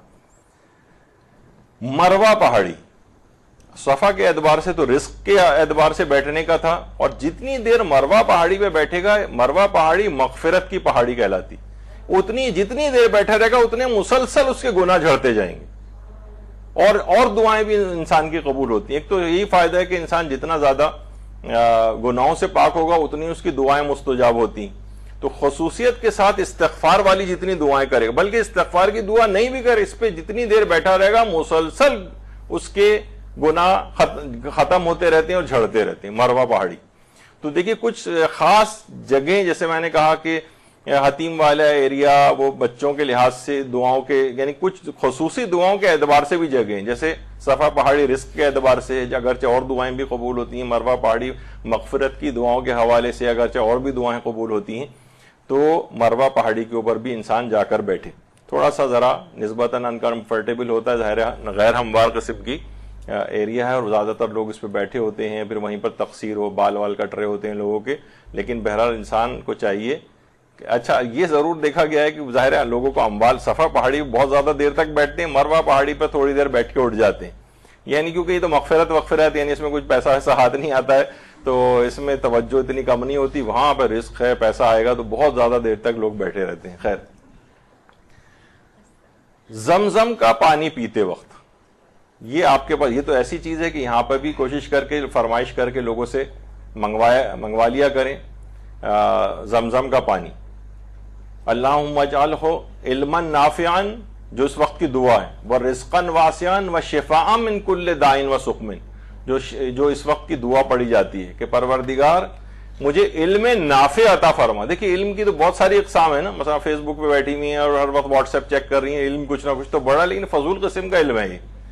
یعنی علم نافع مجھے عطا فرما, ورزقا واسعا, اور مجھے رزق میں وسعت عطا فرما, وشفاء من کل داء وسقم, اور مجھے ہر بیماری سے اور ہر خرابی سے بھی شفا عطا فرما. یعنی یہ دعا اگر پڑھی جائے زمزم کو پیتے وقت, اور خانہ کعبہ کی طرف رخ عام طور پہ کیا جاتا ہے, اور بہت ساری جگہوں کے اوپر یہ اس طرح کی جو دعائیں جو زمزم کو پیتے وقت جو پڑھی جاتی ہیں, تو یہ اگر اپنے گھر میں بھی اگر آپ زمزم اویلیبل ہو اور گاہے بگاہے آپ اپنی پانی کی بوتلوں میں اس کو ملا لیں اور اس کو گاہے بگاہے پیتی رہیں, اور ہر دفعہ یہ دعا اس میں پڑھیں, تو انشاءاللہ علم نافع, رزق واسع, اور ہر قسم کے گناہ, وشفاء من کل داء, ہر بیماری سے, وسقم, اور ہر خرابی سے, یعنی جسمانی اور روحانی ہر خرابی اور بیماری سے انسان کو نجات ملتی ہے. زمزم کے اندر ایک ایسی چیز ہے. جبھی روایات میں بھی بات کہی گئی ہے کہ جو منافق ہیں اس کو بہت کم پیتے ہیں اور مومنین اس کو کثرت کے ساتھ پیتے ہیں. تو بہرحال زمزم کو پیتے وقت جو بھی دعا انسان کرے, بلکہ کہ جو بھی دعا انسان کرے وہ دعا اسی وقت قبول بھی ہو جاتی ہے زمزم کو پیتے وقت.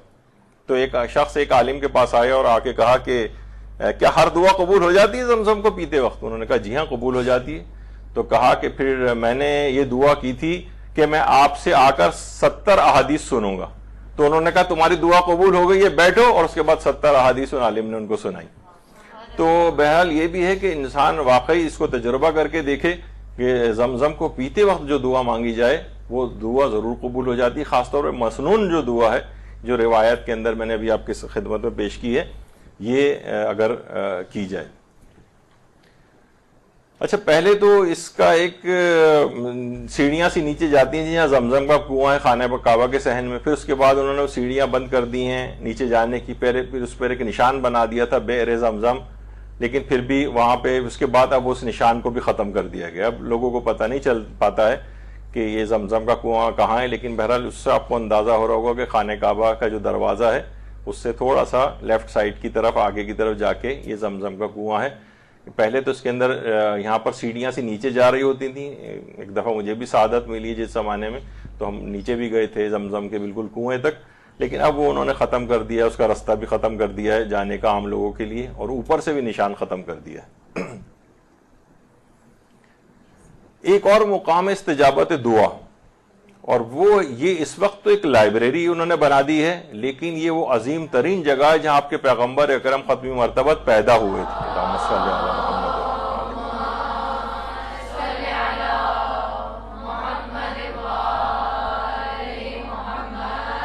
بہت عرصے سے بس لوگوں کے کچھ اس کا خوف ہے ان کو, لیکن یہ ان کے پروگرام میں شامل ہے کہ اس کو بھی وہ ڈھا دیں گے, اور کئی دفعہ اس کا ارادہ کر چکے ہیں, اور اس کے بعد کچھ ایسے چیزیں ہوئیں کہ جس کی وجہ سے انہوں نے اس ارادے کو کینسل کیا.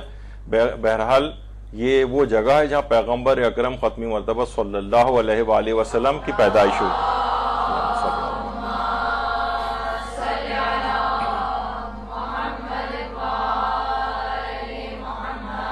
اس کے قریب جا کر بھی جو دعا مانگی جائے وہ بھی دعا جو ہے وہ بہت لوگوں کی قبول ہوتی. اور جنت البقی یعنی آئمہ کی جو قبور ہیں. اچھا, ایک اور چیز میں کہوں, جیسے یہ ہمارے 4 آئمہ کی قبور ہیں یہاں پر بالکل شروع میں جاتے ہی, بس ایک چیز ہے کہ لوگ ہمیشہ جا کر وہاں آئمہ کی قبور پہ جا کر بھی فقط اور فقط میٹیریلسٹک اور مادی دعائیں جو ان کی ہوتی ہیں فقط یہی کرتے دیکھا ہے. یعنی 5ویں امام 6ٹھے امام کی قبور یہاں جا کر تو علم کو حاصل کی دعا مانگنی چاہیے. باقر العلوم 6ٹھے امام سے اتنا زیادہ مکتب اہل بیت کا احیا ہوا ہے, ان کے پاس تو علم کی سوغات لے کر آنی چاہیے, اس کا تحفہ اپنے ساتھ لانا چاہیے, وہ بھیک ان سے جا کر مانگنی چاہیے. یہاں پر بھی لوگ جاتے ہیں اور وہ بس دنیاوی پیسوں اور رزق اور اس میں بھی کوئی مانگنے میں حرج نہیں ہے, لیکن میں دوسری طرف متوجہ کر رہا ہوں کہ کچھ چیزیں ایسی ہیں کہ جو ان شخصیات سے علی الخصوص مانگنی چاہیے کہ ان کے صدقے اور ان کے وسیلے سے علم نافع, دین کا علم انسان کو حاصل ہو. اور کتنا ان دونوں شخصیات نے تبلیغات کی ہیں کہ آج پوری فقہ ان کے نام سے موسوم ہو گئی, فقہ جعفری, اور 5ویں امام نے کتنا زیادہ علوم کو شگافتہ کیا ہے جب باقر العلوم انہیں کہا جاتا ہے. تو یہ والی چیزیں ان سے جا کر مانگنی چاہیے, مقام استجابت دعا. اسی طرح سے پورا جنت البقی ہی اتنی ایسی شخصیات یہاں پر مدفون ہیں کہ انسان اندر جائے اور ان کے وسیلے اور واسطے سے دعائیں مانگے, یہ بھی مقام استجابت دعا ہے آئمہ کی قبور کے ساتھ ساتھ. جبل رحمت, یہ میدان عرفات میں وہ جگہ ہے, خاص طور پر اوپر جو ایک سفید رنگ کا ایک چھوٹا سا پلر آپ کو نظر آ رہا ہے, لوگ اس پہ چڑھتے ہوئے جاتے ہیں. بعض روایت میں یہ ہے کہ حضرت آدم اور حوا کو جب زمین پہ بھیجا گیا تھا تو الگ الگ جگہوں پہ ان کو اتارا گیا تھا, دونوں ایک دوسرے کی تلاش میں چلے, اور اس کے بعد اس جبل رحمت پر ان کی ملاقات ہوئی آپس میں. حضرت آدم اور حوا کی زمین, ایک روایت میں تو وہی ہے سری لنکا وغیرہ میں ان کی ہوئی, ایک روایت میں یہ ہے کہ صفا اور مروہ پہ ملاقات ہوئی, حضرت حوا کو وہاں پر اتارا گیا تھا. اور صفا کو صفا اس وجہ سے کہا جاتا ہے کہ حضرت آدم صفی اللہ کو وہاں اتارا گیا تھا, پھر ان دونوں کی ملاقات ہوئی. لیکن ایک جگہ یہ بھی ہے, یہاں شوہر و بیوی کے حوالے سے جو بھی ڈسپیوٹ ہوتے ہیں, ان کے جھگڑے ہوتے ہیں یا اور پرابلمز ہوتی ہیں, یہ جگہ خاص طور پر ان کی جو پرابلمز کے حل کے لیے مقام استجابت دعا ہے. تو یہ میدان عرفات میں ہے جبل رحمت. اور یہ جو سفید رنگ کی جو لوگ اس پہ ایک رستہ بھی بنا ہوا ہے، یہاں پہ بہرحال چڑھ کے جاتے ہیں، تو شوہر و بیوی کے حوالے سے یہاں پر جو بھی دعائیں ہیں وہ قبول ہوتی ہیں۔ یہ مروہ کی سائڈ پہ، یعنی جو سیدھے ہاتھ کی طرف سے، سیدھے ہاتھ پہ مروہ ہے، یہاں سے جب نکلتے ہیں تو یہاں جو لوگ جیسے صاحب ہاتھ کھڑے کیے ہوئے ہیں، تو یہ جو آگے کا اس تھوڑا سا ایریا ہے، بلکہ اس کو اور اگر ہم وہ مشخص کریں تو اس میں نمبر 1 جو لکھا نظر آتا ہے، کہا جاتا ہے کہ پورے مکے میں خانہ کعبہ کے بعد سب سے زیادہ افضل ترین جگہ یہ ہے، اور یہ کون سی جگہ ہے؟ یہ حضرت خدیجہ کا گھر ہے، جہاں پیغمبر اسلام کے ساتھ اللہم صلی علی محمد۔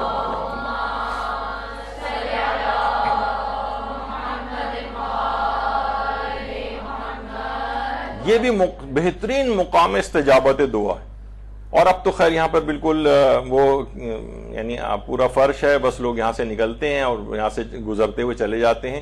یہاں پر حضرت خدیجہ پیغمبر اسلام کے ساتھ سال ہا سال تک یہاں پر قیام پذیر رہی ہیں۔ اس کے اطراف میں قریب، کیونکہ بے عینی اس جگہ کو مشخص کرنا تو بہت مشکل ہے، لیکن بس یہ قریب کی جگہ پہ کہیں پیغمبر اسلام حضرت خدیجہ کے ساتھ رہا کرتے تھے، اور علماء فرماتے ہیں کہ مکے میں خانہ کعبہ اور مسجد الحرام کے بعد سب سے زیادہ افضل ترین مقام یہی ہے، اور یہ مقام استجابت دعا بھی، اس جگہ پہ کھڑے ہو کے انسان جو دعا مانگے وہ لازمی انشاءاللہ اس کی قبول ہوتی ہے۔ پھر قبر پیغمبر کے بہت قریب صلی اللہ علیہ وآلہ وسلم،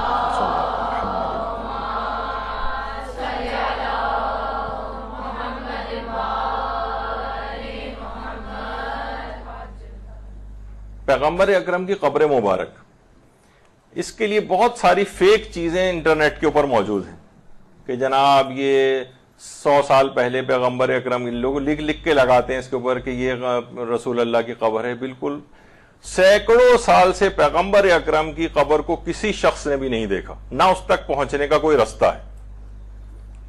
نور الدین زنگی کے زمانے میں جو پورا ایک واقعہ پیش آیا تھا بادشاہ کے خواب میں، کچھ یہودی وہاں آ کر رہے تھے اور پیغمبر کے روضے سے کچھ فاصلے پہ انہوں نے مکان خریدا تھا، دن بھر وہ عبادت کرتے تھے، ظاہری طور پر مسلمان بن کے وہاں رہ رہے تھے، عابد و زاہد بن کے، اور رات کے وقت وہ سرنگ کھودتے تھے، یہاں تک کہ سرنگ کھودتے کھودتے وہ قبر رسول کے پاس پہنچ گئے تھے، اور واقعے میں ملتا ہے کہ اتنے قریب پہنچ گئے تھے کہ پیغمبر اکرم کے پاؤں مبارک ظاہر ہو گئے تھے، اور ان کا ارادہ یہ تھا کہ پیغمبر کے جسم اطہر کو یہاں سے نکال کر لے جائیں اور مسلمانوں کو بلیک میل کیا جا سکے۔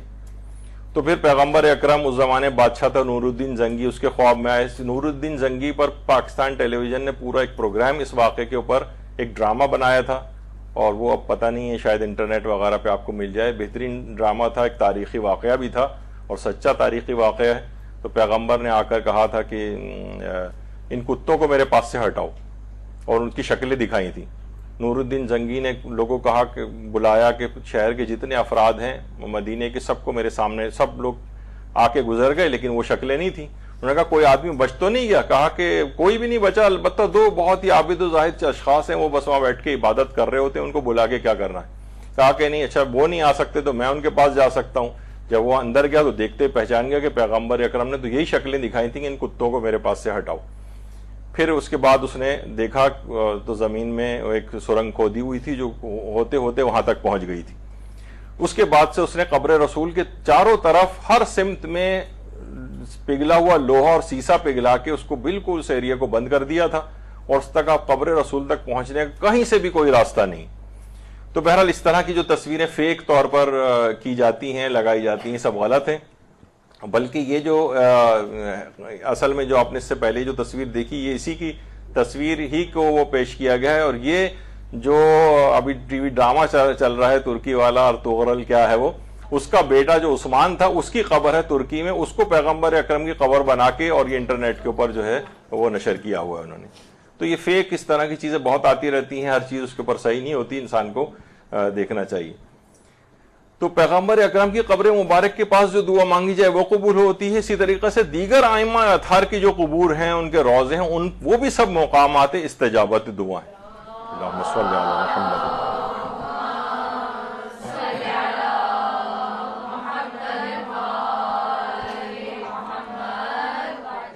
یہاں پہ بھی جو بھی دعا مانگیں گے انشاءاللہ وہ دعائیں بھی سب کی سب قبول ہوتی ہیں۔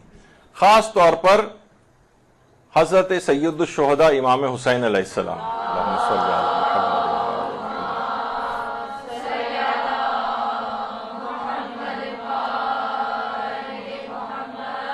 کہ جو بھی دعا تحت القبہ، یعنی جو قبہ اوپر بنا ہوا ہے گنبد، اس کے جو عین قبر مبارک کے اوپر ہے اور وہ آگے تک پھیلا ہوا ہے وہ، تو وہاں پر جو بھی دعا مانگی جاتی ہے وہ ضرور قبول ہوتی. یہ جو قبہ ہے، یہ اس کا اوپر کا ایریا ہے، اس کے نیچے جو بھی دعا مانگی جائے گی وہ لازمی طور پر قبول ہوتی. اور خود ہمارے امام علی نقی علیہ السلام یہ بات فرماتے ہیں،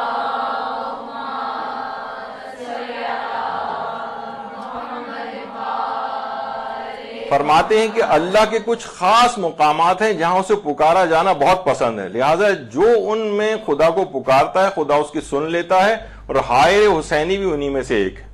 یہ جو حائر حسینی کا ایریا ہے، قبہ اور اس کے اطراف والی جو جگہ ہے، اس کے اندر دعا جو بھی دعا مانگے لازمی قبول ہو جاتی.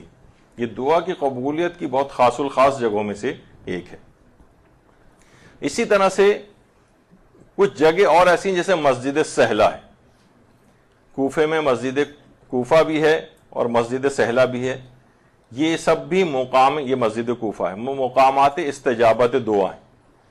اور آیت اللہ سیستانی کے نزدیک تو یہ پورا جو شہر کوفہ ہے، جس میں کوفہ اور سہلہ کی دونوں مساجد بھی آ جاتی ہیں، یہ پورا شہر ہی یہاں پر جو بھی مسافر ہے اس کو قصر و تمام کا اختیار ہے. یعنی نماز کو چاہے تو قصر بھی پڑھ سکتا ہے اور چاہے تو پوری بھی پڑھ سکتا ہے.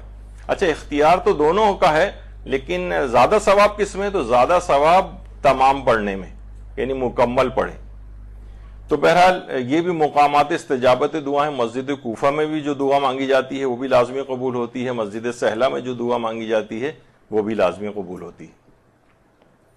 میدان عرفات بھی وہ جگہ ہے جہاں بھی آپ نے دیکھا تھا میدان عرفات ہے، پھر اس کے سامنے ایک چھوٹی سی پہاڑی جو جبل رحمت ہے اور اس کے اوپر تو ویسے تو یہ میدان عرفات، یہ لوگ عام طور پر اس پہ پہاڑی پر چڑھ جاتے ہیں. پہاڑی پر وقوف ہماری فقہ میں مکروہ ہے، یعنی عرفات کے دن انسان پہاڑی پہ جا کر وقوف نہ کرے، میدان میں رہے.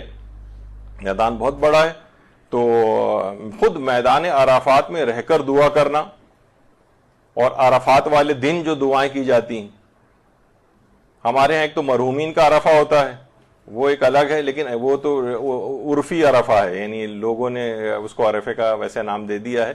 لیکن اصل یہ ہے کہ وہ 9 ذی الحجہ کو میدان عرفات میں جو دعا مانگی جاتی ہے وہ لازمی قبول ہوتی ہے. اچھا، اس کے بعد یہ تو مقامات، اچھا اس میں اور بھی بہت تفصیل ہو سکتی تھی، لیکن پھر وہ بہت ہی پورے درس اس کے اوپر ہو سکتے ہیں کہ مقامات استجابت دعا. پھر ان جگہوں کے اندر اور کون کون سی مخصوص جگہ ہیں، حرم امام رضا میں کون سی جگہ ہیں، اور جگہ کون سی ہیں جہاں دعائیں کون کون سی قبول ہوتی ہیں، پھر بہت تفصیل ہو جائے گی. اس وجہ سے کیونکہ ہمیں ختم کرنا ہے، آپ نے دیکھا کہ آج یہ دوسرا، اگلے تیسرا بھی اسی موضوع پر ہے، اور ایک امکان ہے کہ شاید چوتھا بھی نہ ہو جائے، لیکن میں کوشش کروں گا کہ 3 پہ یہ ختم ہو جائے. میرے اختیار میں نہیں رہے گا اگر یہ تفصیل اتنی آتی رہیں بیچ میں. تو بہرحال اگلا چیز یہ ہے کہ کسی کی نابودی یا نقصان کی دعا نہ کرے. یہ قبول ہو، یہ پروردگار عالم یہ قبول نہیں کرتا کہ آپ کسی کے لیے مثلا بد دعا کریں یا کسی کے نقصان ہونے کی دعا کریں. یہ نہیں کرنا چاہیے. لوگوں کی بہت سے حسد ہوتے ہیں لوگوں کے ساتھ، یا انہوں نے کوئی آپ کا تقصیر کی ہوتی ہے آپ کے حق میں، تو آپ ان کے لیے اس طرح سے دل چاہنے لگتا ہے، اور ان کے لیے تو اس قسم کی برائی والی دعائیں یہ نہیں کرنی چاہیے. حتیٰ کہ چھٹے امام میں فرماتے ہیں جو شخص اپنی اولاد کے لیے بد دعا کرتا ہے اس کو اللہ فقر و تنگ دستی کے حوالے کر دیتا ہے. اور اولاد کے لیے بد دعائیں کرنا، یہ ان میں بھی مثلا بدبخت کہنا، کم بخت کہنا، یا اور اس طرح کی چیزیں، یہ سب بھی بد دعاؤں میں آتا ہے. ان کے لیے کبھی بد دعا نہیں کرنی چاہیے. بلکہ ہمارے ہاں تو یہ ہوتا ہے کہ ماں کی بد دعا نہ لو.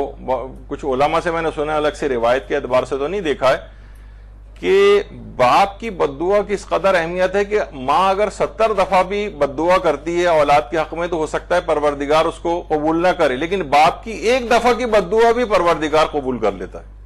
یعنی باپ اول تو بد دعا کرتا نہیں ہے، لیکن اگر اس نے اتنا اولاد نے اس کو تنگ کیا کہ وہ بد دعا اس نے کر دی تو 1 دفعہ بھی بہت کافی ہوتی.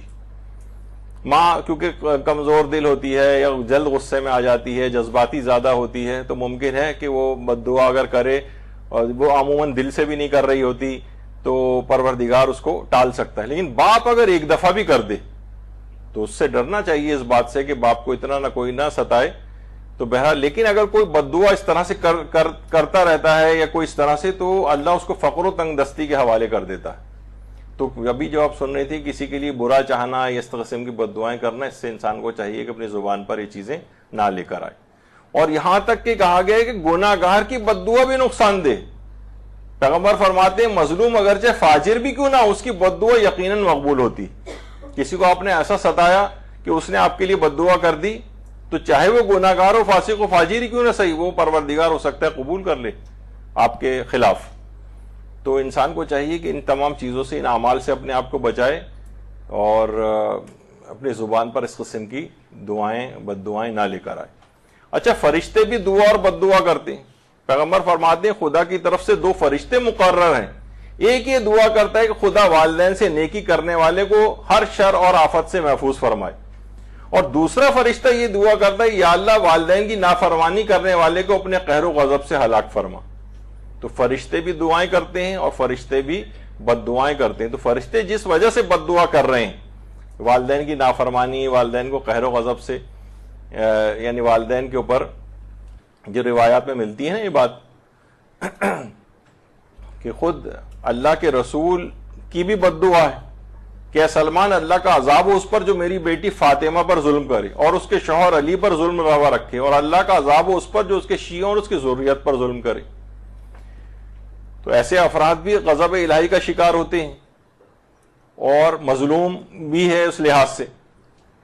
تو بد دعا سے انسان کو جو ہے وہ ڈرنا چاہیے. اچھا، قبولیت دعا میں بےتابی اور جلد بازی نہ کرے، یہ بھی اس میں سے ایک ہے. قبولیت دعا میں بےتابی کا مظاہرہ نہ کرے، جلد بازی کا مظاہرہ نہ کرے. امام صادق فرماتے ہیں کہ جب بندہ جلد بازی سے کام نہیں لیتا اس وقت تک وہ اللہ کی طرف سے خیر و سہولت اور رحمت میں رہتا ہے، اور جب وہ جلد بازی سے کام لیتا ہے تو وہ مایوس ہو کر دعا مانگنا چھوڑ دیتا ہے. امام کے ایک صحابی نے پوچھا وہ جلد بازی سے کیسے کام لیتا ہے؟ فرمایا کہ وہ کہتا ہے کہ میں اتنے عرصے سے دعا مانگ رہا ہوں لیکن میری دعا قبول ہی نہیں ہو رہی. اس کا مطلب ہے آپ جلد بازی سے کام لے رہے ہیں. اب اللہ پر چھوڑیے نا، اللہ کو کب قبول کر رہے ہیں، کب اس کی مصلحت ہے. آپ کا کام دعا مانگنا تھا، بس یہ کافی. اس سے زیادہ جلد بازی کا مظاہرہ نہ کریں. جلد بازی. امام حسن عسکری علیہ السلام فرماتے ہیں